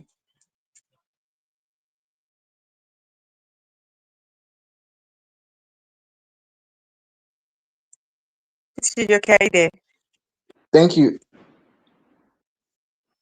Yes, I'm here. I'm here. Thank you very much, Gold. Thank you so much. You didn't introduce yourself. Even me, I didn't even introduce myself. See me now. See my life. I was consumed by the zeal. So you know me. Um, some people don't. I'm Chijoke Utsipa, graduate of Nnamdi Azikiwe University. I studied physiotherapy at Nnamdi Azikiwe University. I have some of my classmates here that I saw, and I would like to give a shout out to Lacazette is here, Ifeanyi Chukwujeme, one of my closest friends in school, and like we've been together for a while. I think that was from JS, no, not JS, SS1. We were in the same class, SS1, SS2, SS3, the same class, like the same class. SS3, we became prefects in school, Federal Government College in Ise. I was the refectorian, the dining hall captain, he was the assistant. Don't worry, just allow me to tell this small story. And then eventually we entered university. I found out he was also giving physiotherapy. So like it's been a while, it's been a long while, and I'm happy to see him here. I'm happy to see my people here. Thank you very much, all. Thank you very much for joining, everybody. Um, I think we can still have maybe 3 minutes. If there's any question, I'll address them. I'll address the question. If not, I'll just we'll call it a night. So which other thing? I do a lot of other things. I do a lot. Almost all the things that I mentioned, I do them. I do training, I do mentoring, I do life coaching, I do consulting, I write, I speak, I train, I mentor, so many things, So if you think you would be needing any of my services, you can reach out to me. If you want us to partner, if you want me to coach you or mentor you, hold you by the hand. I have a mentoring program that's coming up, early next year, not early, mid next year, a group mentoring program, but I still do one-on-one. I can take one client for now. But whatever the case may be, I am available. You can always reach out to me. And then we'll get it started. If all these things that I've said, you are finally interested and you want to figure stuff out more, okay, Coach CJ, I'm now interested in this entrepreneurship thing. I want to get started. Like, how do I start? Where do I start from? These are the ideas I have. I can sit with you until we tear things down, like we tear it out and you launch. I will hold you until you launch. That's my role. That's what I do as a coach. I'll hold you till you launch. You master the game, right? And anytime you need me, I've had some of my mentees, who are even in other professions. One is a lab scientist. Some of you will know her. If you follow me on Facebook, you know her. So she launched her brand. What is it called again? The Balance Women Club, right? I've helped greatly helped with the whole image promotion, doing training for the brand and all of that. So any one of you who you're considering that you want to get started, you can reach out to me. And there's also this program that is coming up. If I had known, it's just that it came too sudden. I would have involved Prof. Rufai I would have involved him, and he would have been here. He would have been here if he wasn't having any other engagement. I would have involved Prof. Because these are the kind of things that he likes, that are the kind of things he enjoys seeing. So maybe the next time we'll have such training, I'll get him involved. Maybe we can even get, move, push for CPDs for them. But I'm also glad that beyond everything, it was a paid training, yet people attended, and yet, it's not as if there was CPD attached, but you found value enough to be here. So thank you so much. I see all of you, Elijah, Omotola, Oniwinde, my prof. I see all of you. I see all of you, and I see what you are doing. Physio in Yoruba language. I need to connect with you guys so that we can have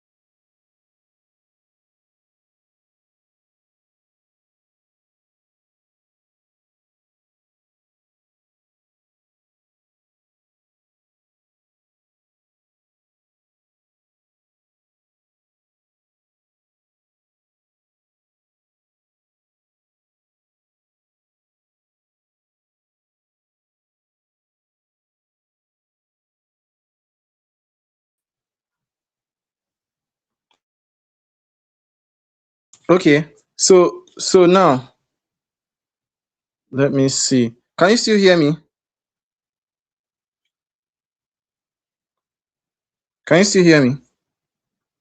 Hey, good. Thank God you are here. Thank God. And Emmanuel, thank God. So so please, good, good. Let me bring you on stage and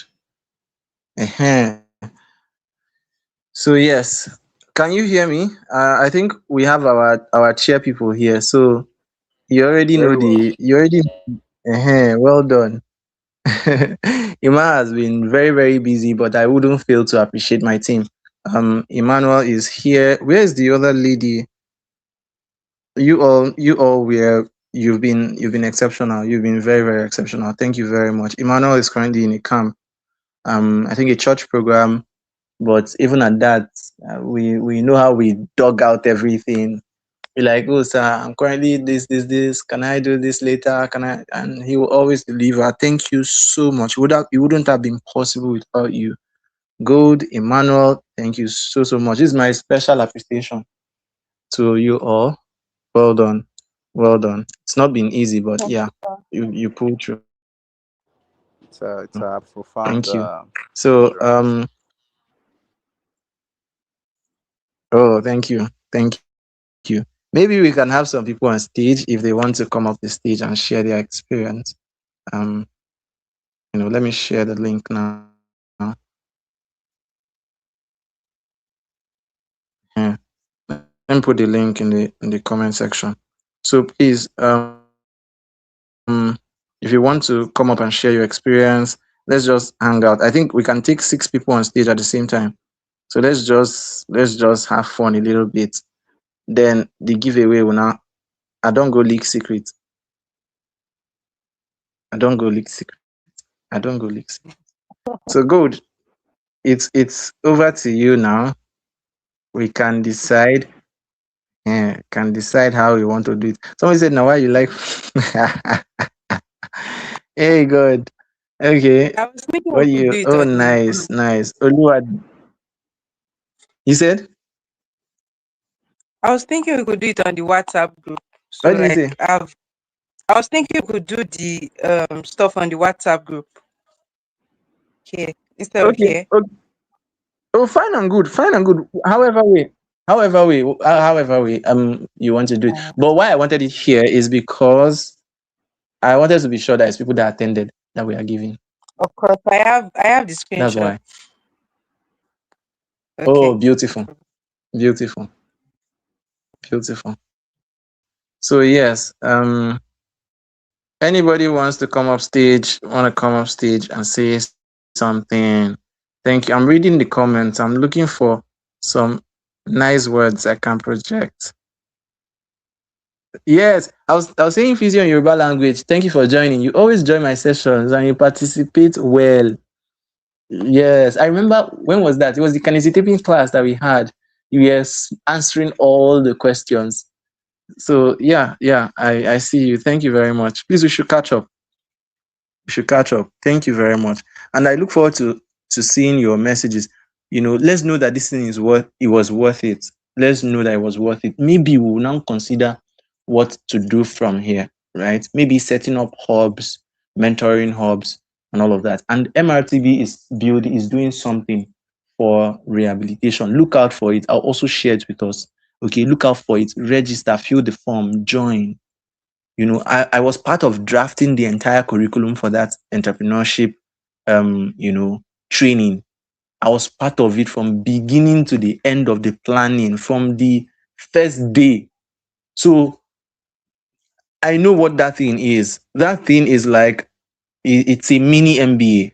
Trust me, it's a mini MBA. And we have phenomenal speakers, phenomenal trainers, you know, that are going to be there. So don't worry, I'll share everything with us. I'll share the information with us properly so that you can sign up. So I've mentioned 3 things, 4 things now: neuro rehab, physiopreneur mentorship, whole care medical mentorship, and MRTB entrepreneurship. All the sheep. We'll enter all of them. Okay, so that there will be a form of continuity. It won't just end here. So we want to know that this was valuable, that you found this valuable. Tell us how you felt about the program, what you learned, a few things you are taking note of. Give feedback. Okay, once we open the group, we want to see feedback. Okay, if you really, really, really benefited from this, please give feedback. Be cool. Ejo, I'll be glad. Okay, and also I want to appreciate Coach Muyiwa, Sam Muyiwa. I want to appreciate him. It's not easy to carry the burden of young people like this.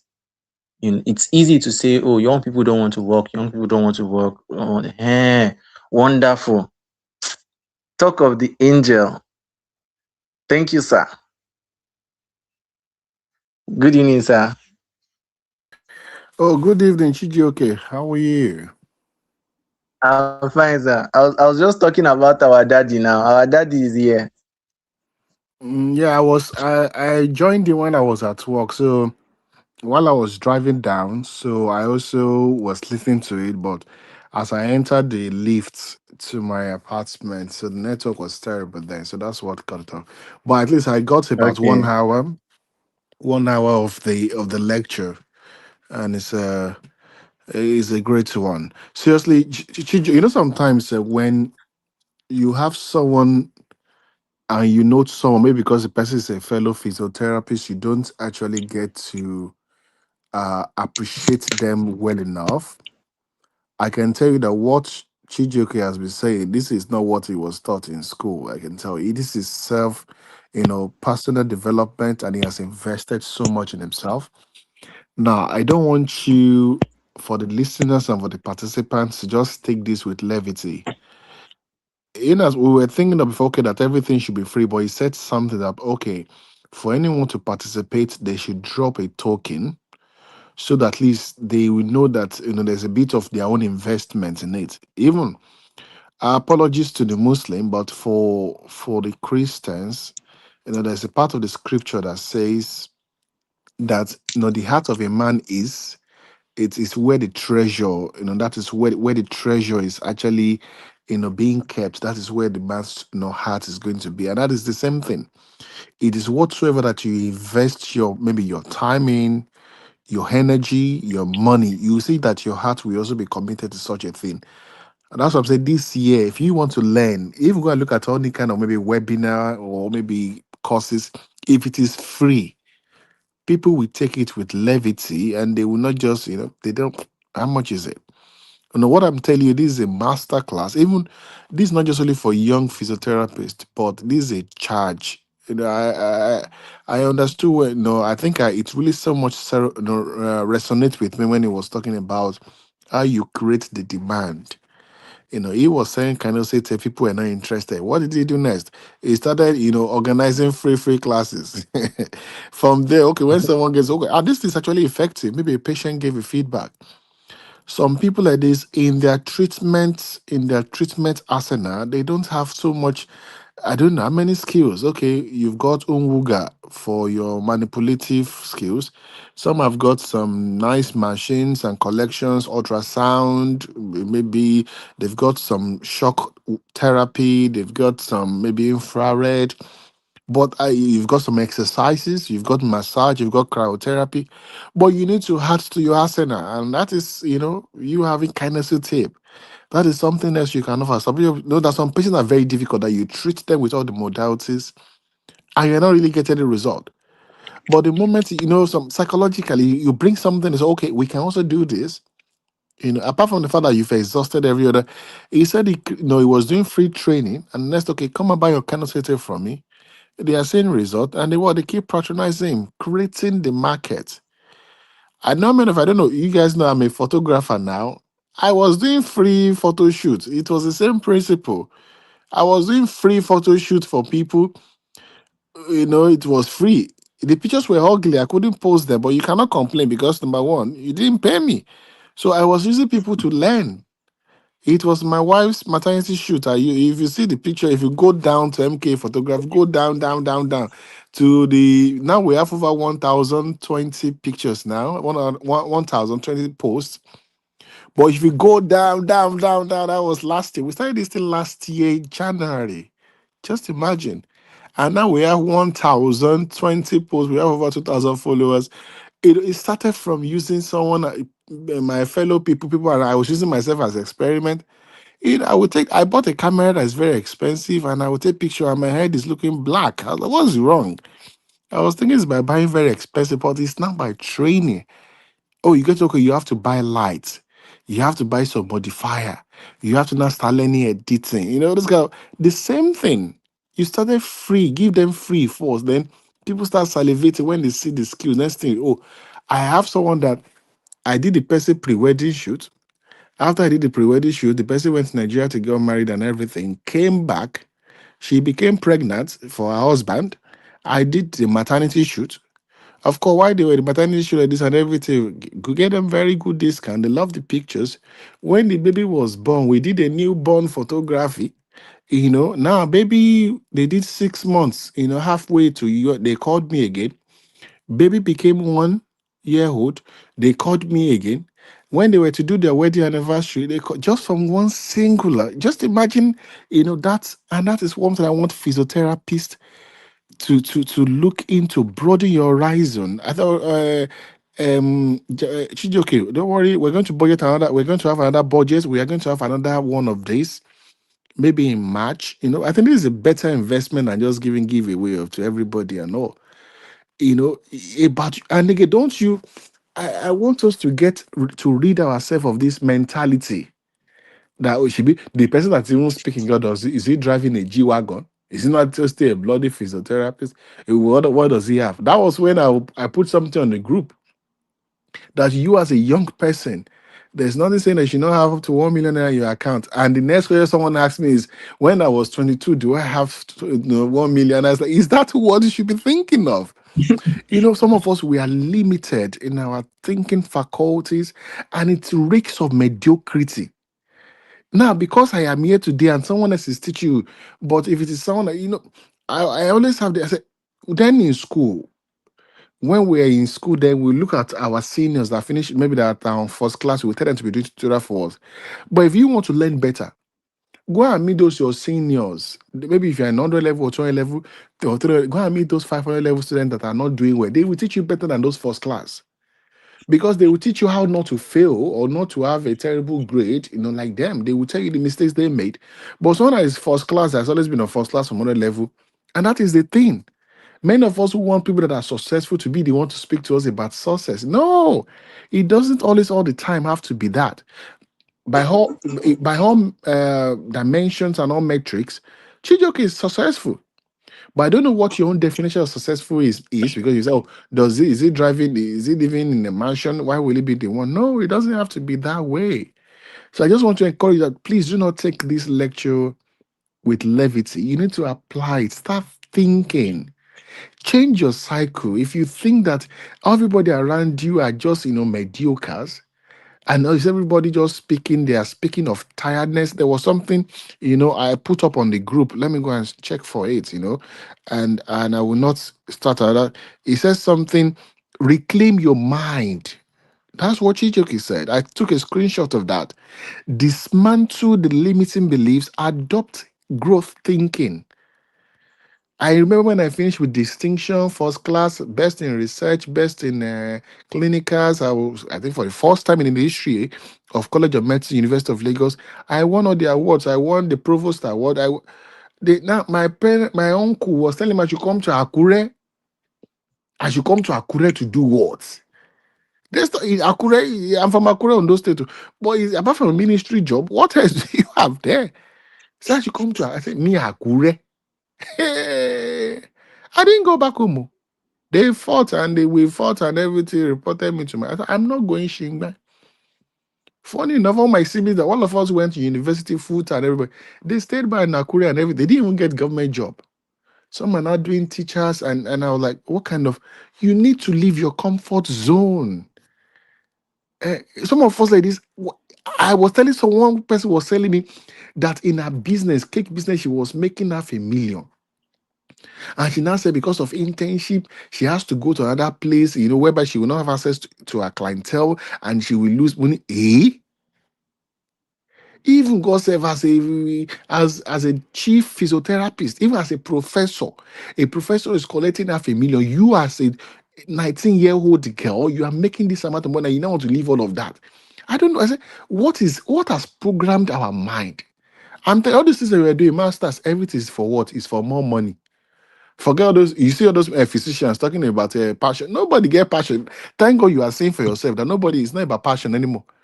People is because of money. That's why if they see that Joes, if they increase the money, what did the doctors go and do? They say increase it.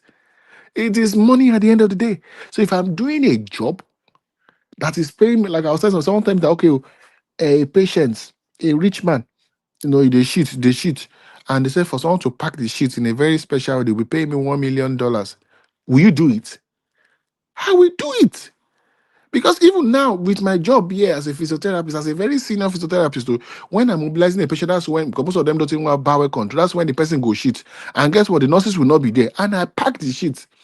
Now, and it's not part of my job description, but I do it nevertheless. So how much more? At the end of the day, it's about money. Yes, you can be talking about this thing. And I think you will say something. If you have passion and there's no money, there's no profit. And he said something that was very funny to me. That his parents were saying you're always talking. Wait, but the day he said that, oh, I got 150, I'm telling you, money stops nonsense. Mhm. I don't want you to be desperate. No, I'm not trying to get you guys to be desperate. And I don't think that's what Chijoke too is trying. Don't be desperate, because it is the love of money that makes you to fall into temptations, into diverse. That's why people will tell you like they will not go and be doing to MMM. they're going to be doing this money doubling this thing, and that's why they will lose the little money. Even Bible talk and say, out of the little way you get, it will be taken and give it to people that even have more. So use wisdom. I'm talking about you thinking, engaging yourself. Sometimes go to the toilet. Toilet is a very good place to think and think that what can I do? You know, what is the problem? You'll be surprised if you're a very religious person, you are a Muslim, you are a Christian, you are into Hindu, you're into traditional. Sit down and meet your own God and God. What is that thing? Critical thinking. Talk to people. People that are, I know a lot of people are chatting me up, but seriously, me myself, God said, I said I need a passive income. I can't do this physio thing. I love physio because, like today, I mobilized the patient will just say, "Oh my God, see the way you spoke to me." Me, I love it because I love that thing like that. I love physio, die. But I don't want to. I want you to do. I want to, like what Chijoke said. It should not be. Chijoke has to tell you that I listened to everything you said, or most of everything you said. You should have a job that it should not be the one controlling you. That the moment they take it out of you, you now say, "Hey, Oluwa, how will I survive?" No, you're already thinking that okay, no, this is where I go about it. So the physiotherapy should not be the one to, you should be the one to master the profession and use it to your own advantage. So, ladies and gentlemen, thank you very much for joining this lecture. So, Chijoke, let's double the giveaway to, let's make it 60,000. So, I will send extra this thing. So, let's give it to the people that have participated, and people that you deem fit that are this thing. So, thank you very no, I really appreciate this. So, I really, really appreciate it. Oh, And I want to also spoil you, like, encourage you. No, this is the starting. This is just the beginning. I know you are not Yoruba. There's this they say in Yoruba, say "Ibi pẹlẹbẹ la ti ń mọ́lẹ̀ jẹ." I don't know whether you know this moi moi that they always the moment that's inside leaf. There's yeah. is like there's one plant that is flat and it goes to the place that is big. Yoruba to say is ideally I meant to start eating the moi moi, or the beans pudding from the flat part. You are still in your flat aspect, and you're going to get bigger and greater than this. Your communication, I can see it even myself. Your communication is even better. You are quite now much more engaging. You are speaking now with more authority. No, keep at it. Today people are maybe are giving 150,000, 200. There will be a time whereby they will be begging you that please sir, it's only 1 million we have for just 30 minutes. I'm telling you, Hmm. all this fella Duro Toye, Yes, this is sir. the way it is. So just keep developing yourself. Yeah, some people will ridicule you. They will say, "Ah, look at the person that is even speaking." No. When some businesses will say they have been in business for the past 100 years, you wonder, do you think Coca-Cola has been always been great and big? Guinness Hmm. that is sponsoring Champions League. There was a time whereby this guy, when I watched the documentary on Netflix, the title is Guinness actually. The owner he started just from his bedroom, just giving a few friends his beer to drink. But imagine that they sponsored Champions League for how many years until recently. So just keep going. The same growth mindset, just keep at it. And I want to also encourage everybody. As I said, some people will be physiotherapists and they will make it so big. Some people like this, if it's ICANN, go and do your ICANN, my dear, and go into accountancy. Go and do your MBA. Don't limit it. Go and do your MPH. Some people like this, what they will just do is environmental health, and they will get into WHO. They will get into UNICEF. My brother, at least that's why he studied physiology in the University of Illinois. Now he works with UNICEF. And after he did his MPH in Ibadan. So don't just limit. That's why I don't want. Sometimes it's not about money. It's about the ideas that you have. And I can tell you what is inside of you. Do you think God created you? Do you know what investment God has made? You now think that all He has created you for to do in this life is just to do a job of 9 to 5, and then you retire. And like you said about that person that retired and is now begging. Imagine you have to wait on collection of a job. You have to do about 4 or 5 different job just to pay your children's school fees. Is this what you would tell your children? No, just now, most of us, even now, all of us are entering to the marriage age. We're entering to the marriage age now. Is this what you would tell your children? The same thing that we complain our parents did not give us this, like you're also making that same mistake. So your child will look up and say, Daddy, I want this toy. I want this. That the next thing you will look at is, oh God, oh God. When will this cooperative mature? Just imagine. No, me, I want to start that hunger in you that we should start thinking outside the box. I know someone that is making, as soon as that person, because he said next year, I know a few people that, of course, I'm going to introduce to this, to that gig. It's very legitimate. It's just for, you are working for the company, but you're just a remote worker. You have good internet, this kind of maybe salty emails and everything, and they're paying them so well. So let's start. There are a lot of opportunities. So you have this phone and internet, search, use your chat GPT and ask questions, reasonable questions.